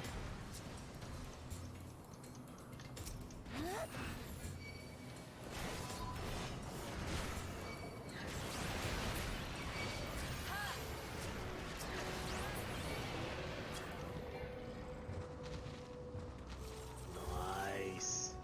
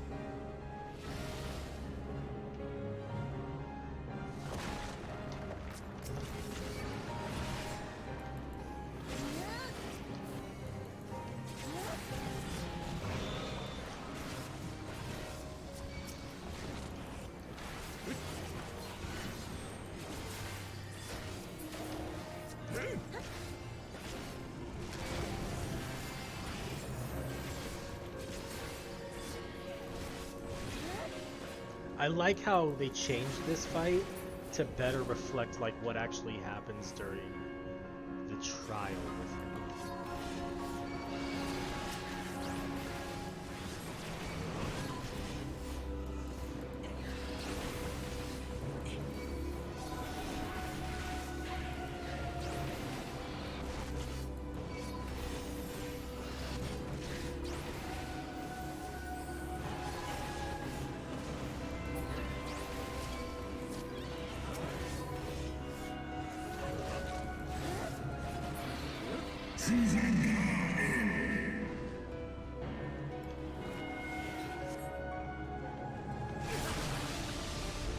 Yeah, I felt that.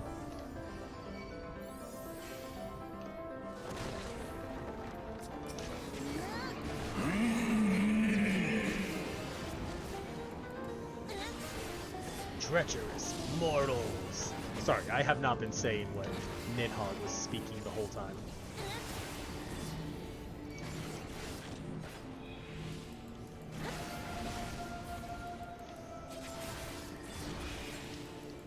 Because you get a little distracted when it's in the middle of a combat.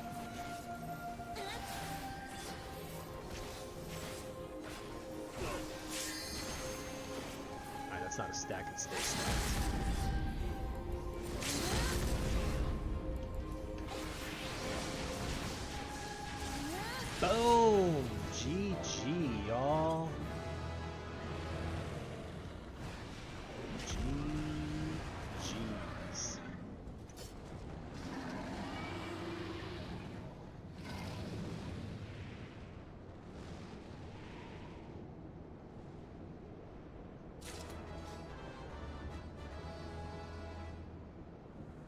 Ba-da-bum, bum, bum, bum, ba-dum.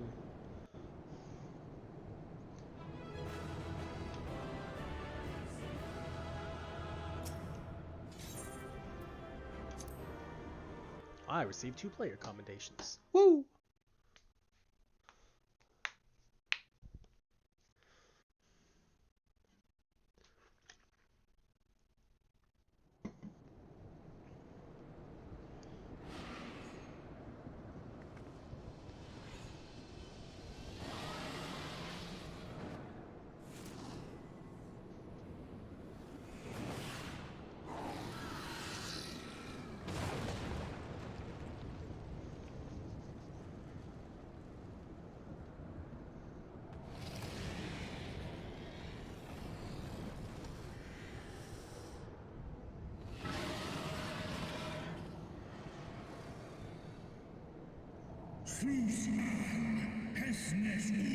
Thou wouldst use my own eye against me. Time hath done naught to dilute thy kind's depravity. I have not forgotten thee, Dragoon. Mine essence claimed thee once, and shall do so again.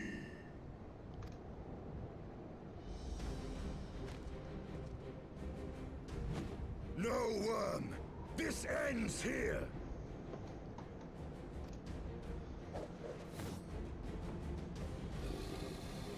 Now let's watch the cool fight between them all.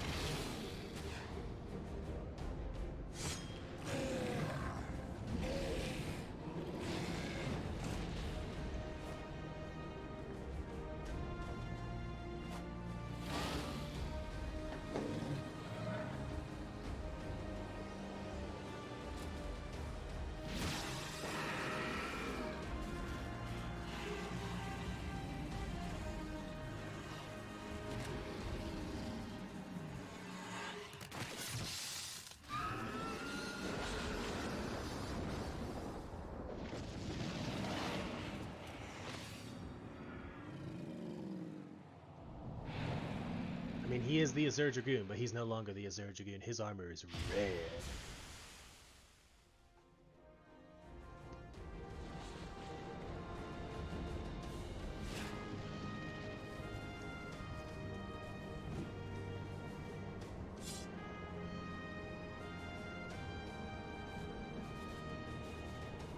You gifted my people 1,000 years of suffering. Now I gift you an eternity in darkness. Okay. Seems aggressive, but sure.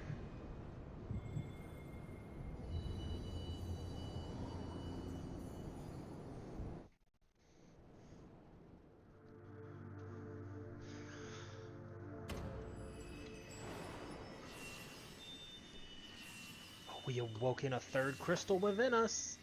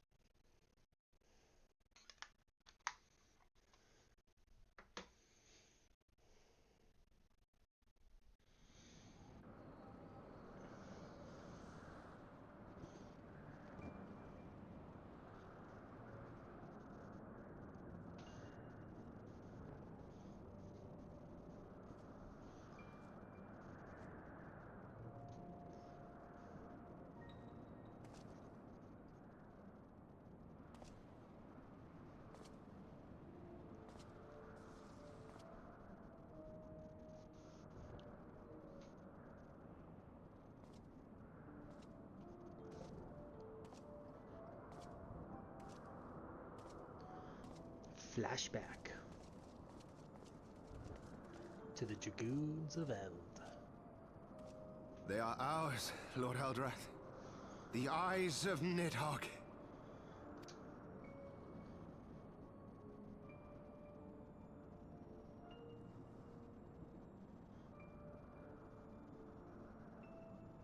Aye. The worm lies broken and my father is avenged. With the wellspring of his vitality thus denied him, Nidhogg shall not linger long in this world. But behold the terrible price we have paid. My sire is dead. So many brother knights slain. We traded our honor for the strength which now courses in our veins. And still we are forced to make such sacrifice. But not in vain, my lord. Hraesvelgr is the only great worm left in Dravania, and he dares not leave his lair. With Nidhogg's eyes in your possession, who now can challenge the might of Ishgard, ascend the throne, and take your rightful place as the ruler of our people?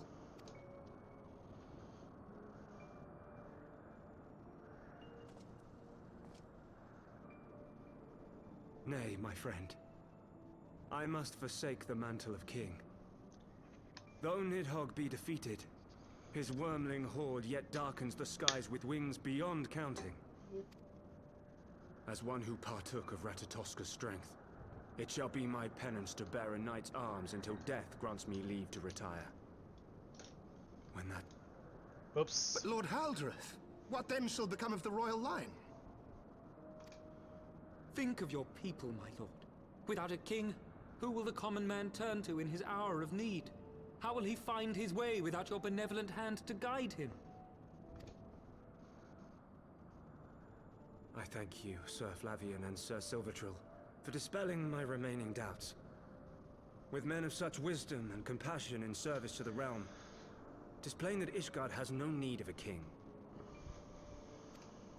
But if you must bow to the demands of tradition, you need look no further than yourselves for one worthy to wear the crown.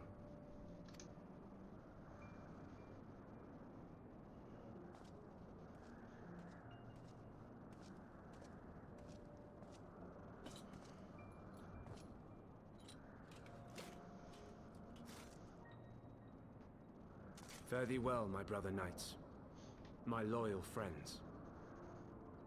On these shoulders shall I bear the weight of my father's sins. With this lance shall I repay the debt accrued through our misdeeds.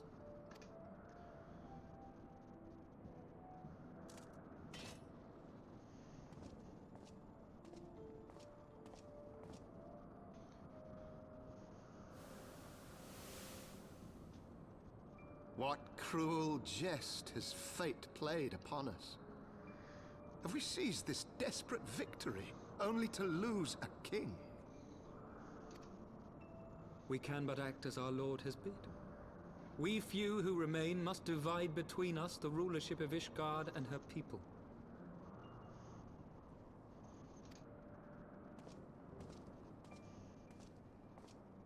Not I. My oath was to Lord Haldreth, and he alone. If he is not to be king, then I would hang up my shield as well. Will you abandon us too, sir?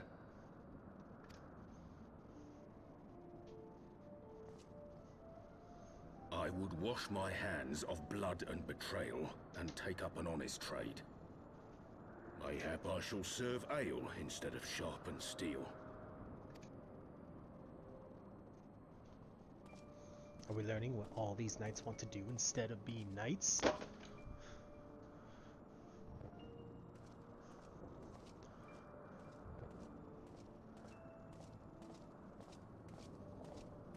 And now we're left with the 4 houses of Ishgard. We 4 then. Forton, Hylanat, Dyrendare, and Zemail. But 4 houses to rule all of Ishgard. And what of the throne? We keep it empty. Until the day a king rises once more, we must assume the role of stewards. We shall shape our nation anew with a history of our own making, and let the truth of this dark day die here, upon the battlefield.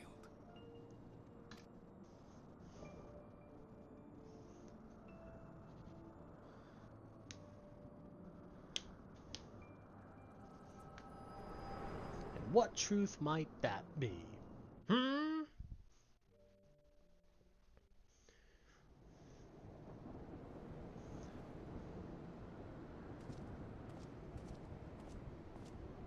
ails you, friend? Are you wounded? No. I've just seen the past. You have borne witness to history. To the culmination of the first battle with Nidhogg. The legend of Ishgard's founding tells that our ancestors were led to the land of Kurthus by the valiant King Thordan. In the midst of their journey, they came to a wide chasm, where they were set upon by a great worm, Nidhogg. A furious battle then ensued, with Thordan leading the van.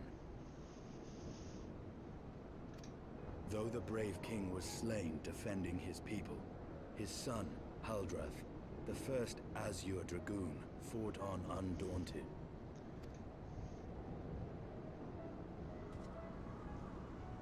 And with a mighty thrust of his lance, he gouged out Nidhogg's eye, forcing the wicked creature into retreat.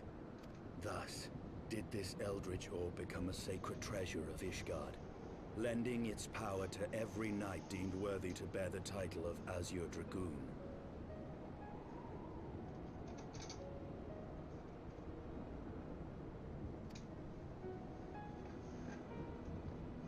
A rousing tale, is it not? Would that I could still believe it. But your vision, which we must accept as immutable truth, leaves no room for doubt, save on one point. If Haldrath took both of Nidhogg's eyes, then how came this eye to be lodged in the worm's skull?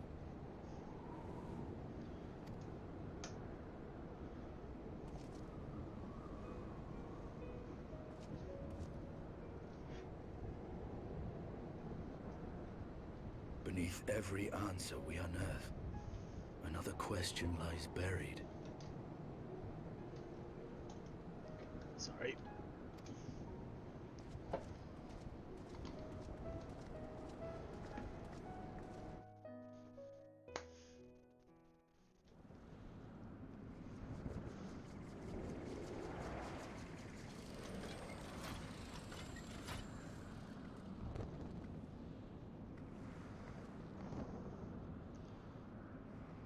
Twas a fierce battle, but one I knew we would win.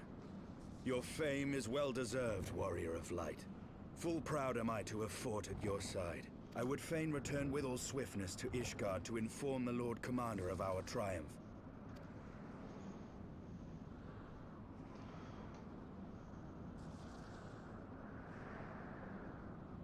But we must first have words with Hraesvelgr.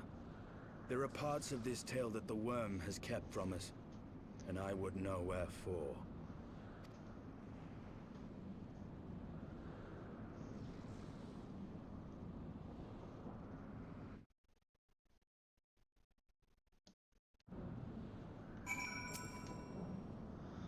Though Nidhogg is fallen, my heart is yet heavy. And this stain of corruption pleases me not. When all has been put to rest, I must needs forge my armor anew.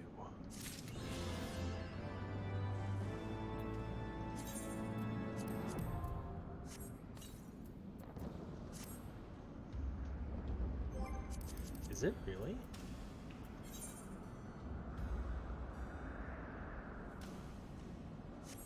Okay. Wait.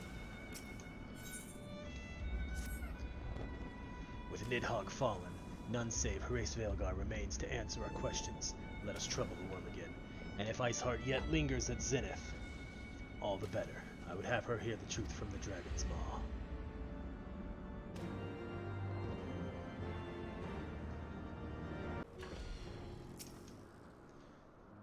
'Twas you, was it not? The furious screams of the dragons carried far. You have slain Nidhogg. What more could you desire from this place? Will you not allow Hraesvelgr to mourn the death of his kin in peace? Spare us your sanctimonious judgment, Ice Maiden. We have a gift for the Great Worm, and a mystery that can no longer lie buried.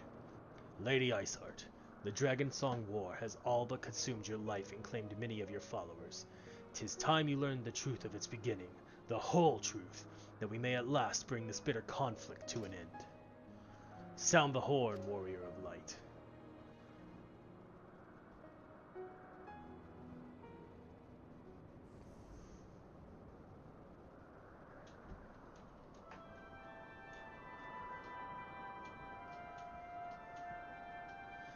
up sitting down.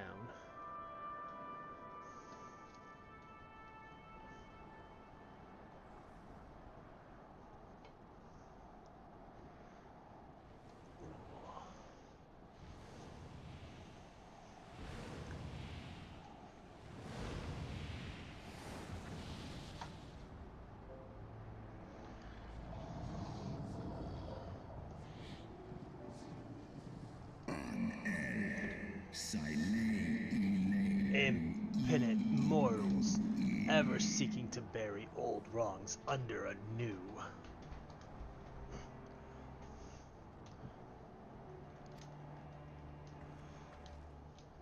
As I slowly come into view, I did sense the moment of Nidhogg's demise.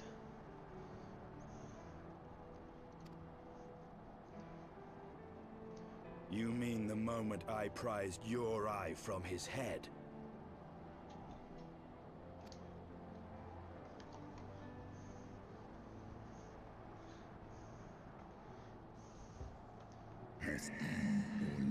Twould seem thou hast uncovered my secret.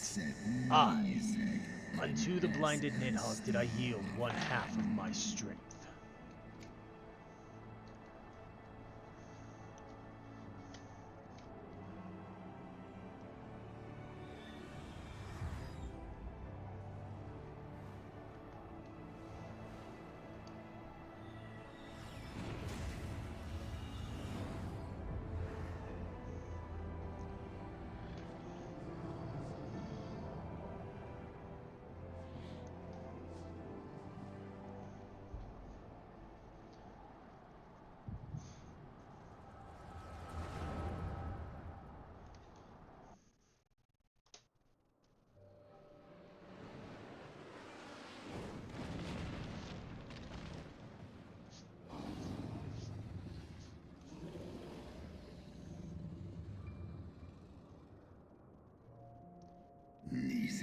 Nidhogg, what hath befallen thee? We are undone by covetous mortals. They did take Ratatosker's eyes and glut their appetites upon their heresses.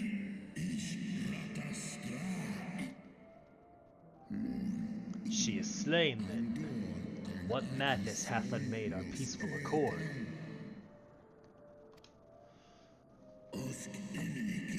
Did I not warn thee, brood brother? They have ever been untrustworthy creatures. The short-lived Elazin.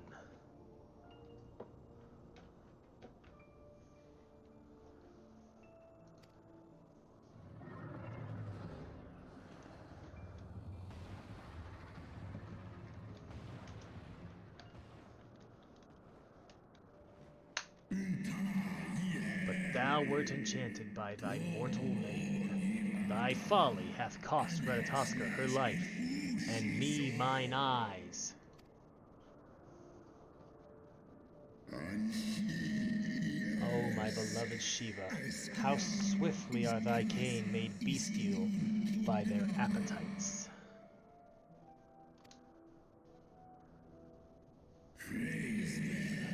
Race Velgar, 'twas thy blindness that did invite disaster into our lands. Surrender thee and I to me, and let that be thy penance.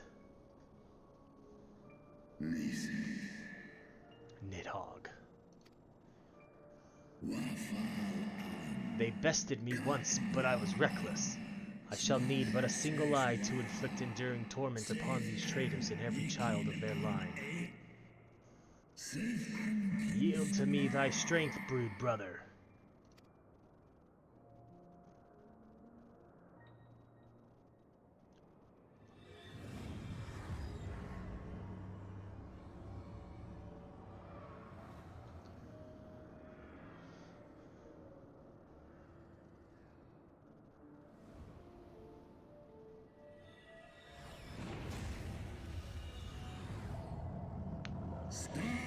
My vengeance is begun.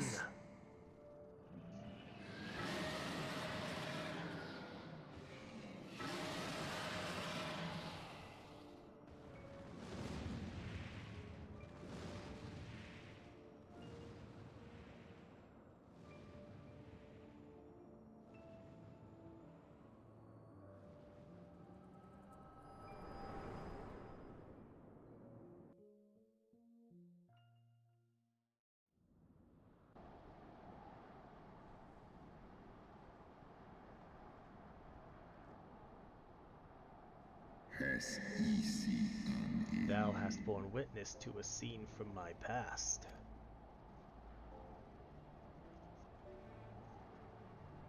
It was yours. Your strength that sustained Nidhogg all these years. Would that Haldreth had dealt the worm a killing blow.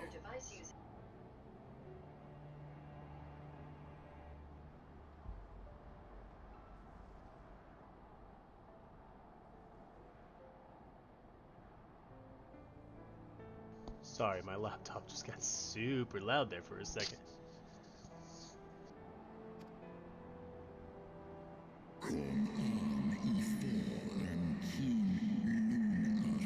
When my brood brother did appear before me, bloody and blinded, his life was all but spent, he demanded half my vigor, that he might exact his revenge upon the mortals who had wronged us. And so you acquiesced. You surrendered your eye to Nidhogg, knowing full well the suffering he would inflict.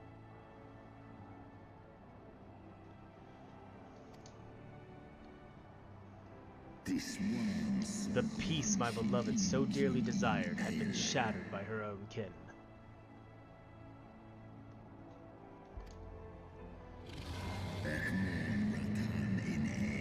Their treachery claimed my brood sister's life, and my brood brother's reason. Thinkest thou thy fits of indignation will move me to remorse?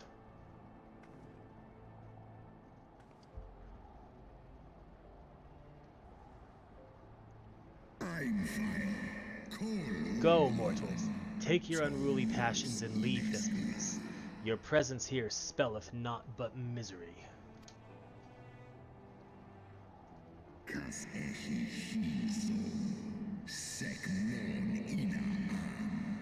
Were it not for Shiva's soothing embrace, I would slay you where you stand. Woe betide you should the bond we share ever weaken.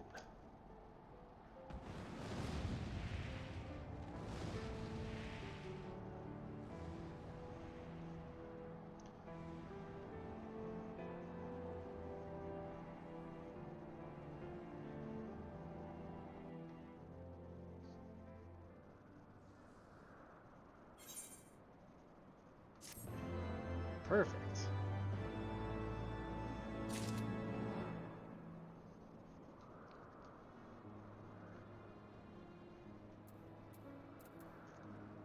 I think this next quest is a level 56 quest. Unrest in Ishgard. So what we're gonna do, switch to warrior.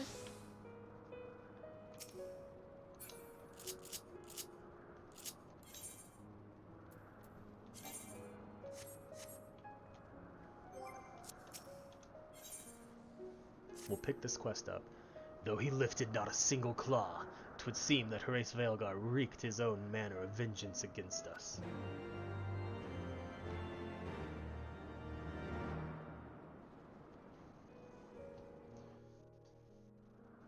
And we'll start this quest and see where it takes us. 'Twas my life's goal to slay Nidhogg, but I find there is little joy to be had in its accomplishment. But you have rid the world of a hate-filled creature, and ended a bloody war in so doing. I lost my family to Nidhogg's flames, and 'twas with fury in my heart that I took up the lance. Every blow I struck in the name of vengeance. We were not so different, he and I. I will not judge you for your deeds. I have not the right. Too many innocents have perished in the name of my greater good. She's not wrong. Yet even with all that has passed, the tale is incomplete.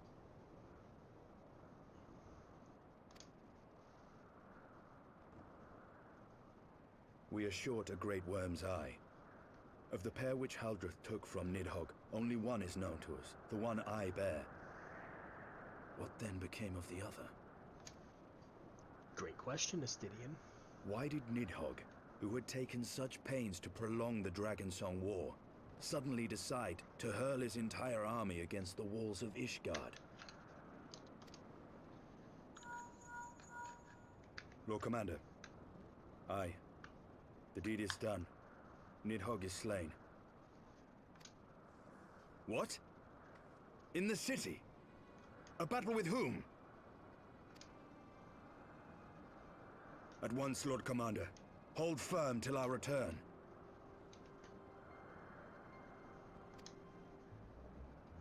Fighting has broken out in the city. Lord Emmerich was sparse with the particulars, but it seems some commoners threw open the gates to a force of heretics. I gave no order to attack.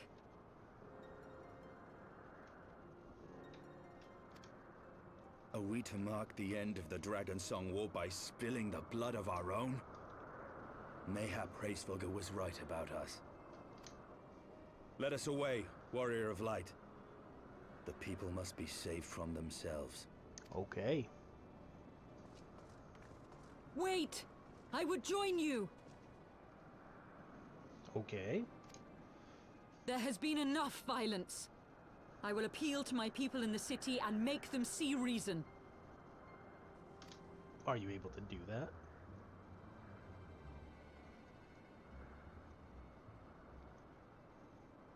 Come then, Lady Iceheart. Let us write the final chapter in this damnable war.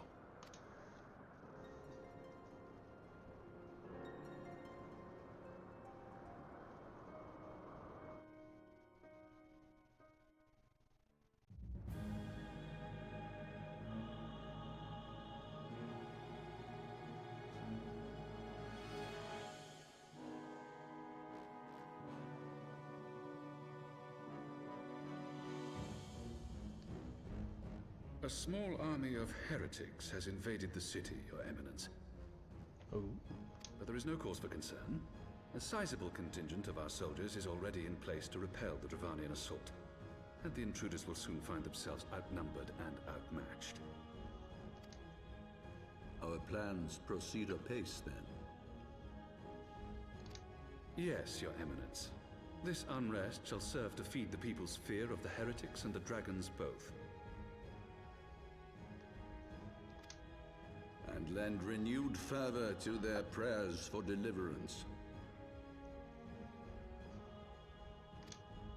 Very good. Grant our guests what time they need to sow a measure of chaos, then order the Temple Knights to crush them. Your will be done. What are you doing, sir?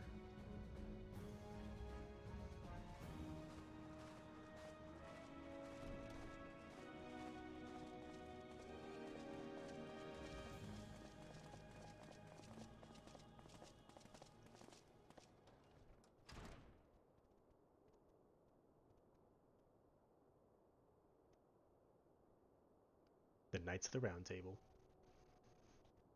Could not be more obvious. The moment is at hand.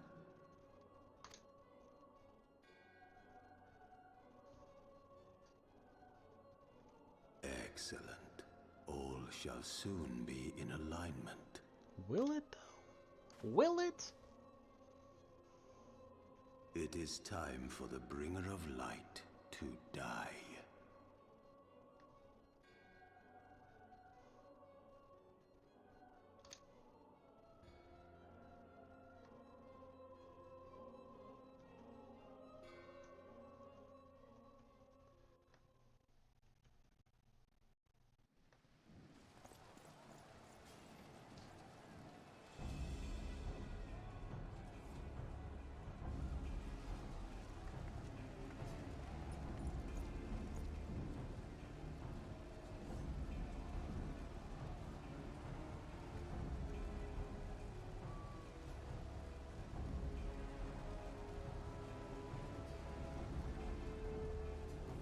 He's frustrated because he sees us with the enemy.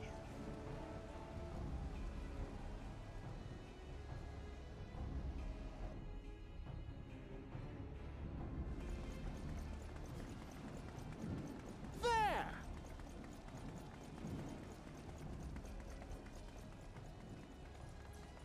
Comrades, sheathe your swords! There is no need for further bloodshed! My lady! She is come.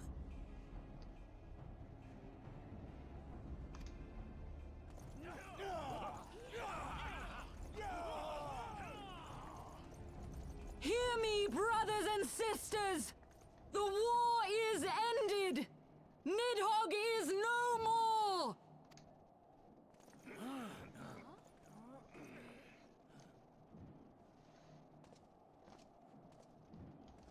Aye! It is so! This adventurer and the Azure Dragoon laid the Great Worm low!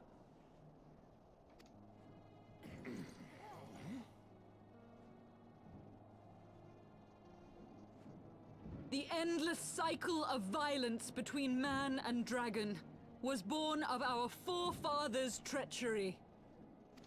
You have followed me, bled with me, to bring this truth to light that we might all know peace. But Nidhogg is dead. Nidhogg is dead, my friends! He who bore such hatred towards Ishgard is dead! Let his hatred die with him, I say!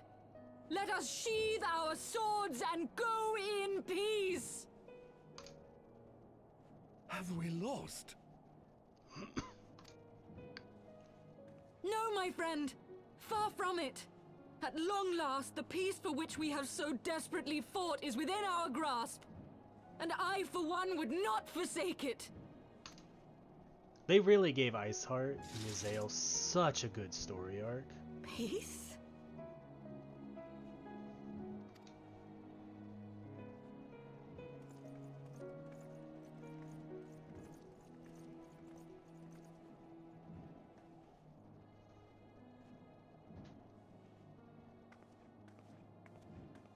Seize the witch! Let none escape!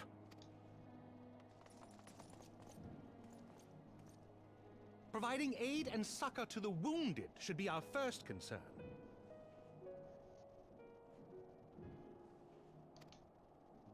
If the heretics mean to observe the peace, then it would be folly not to do the same.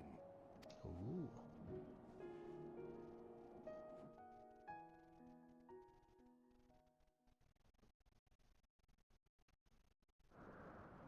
The Holy See of Ishgard.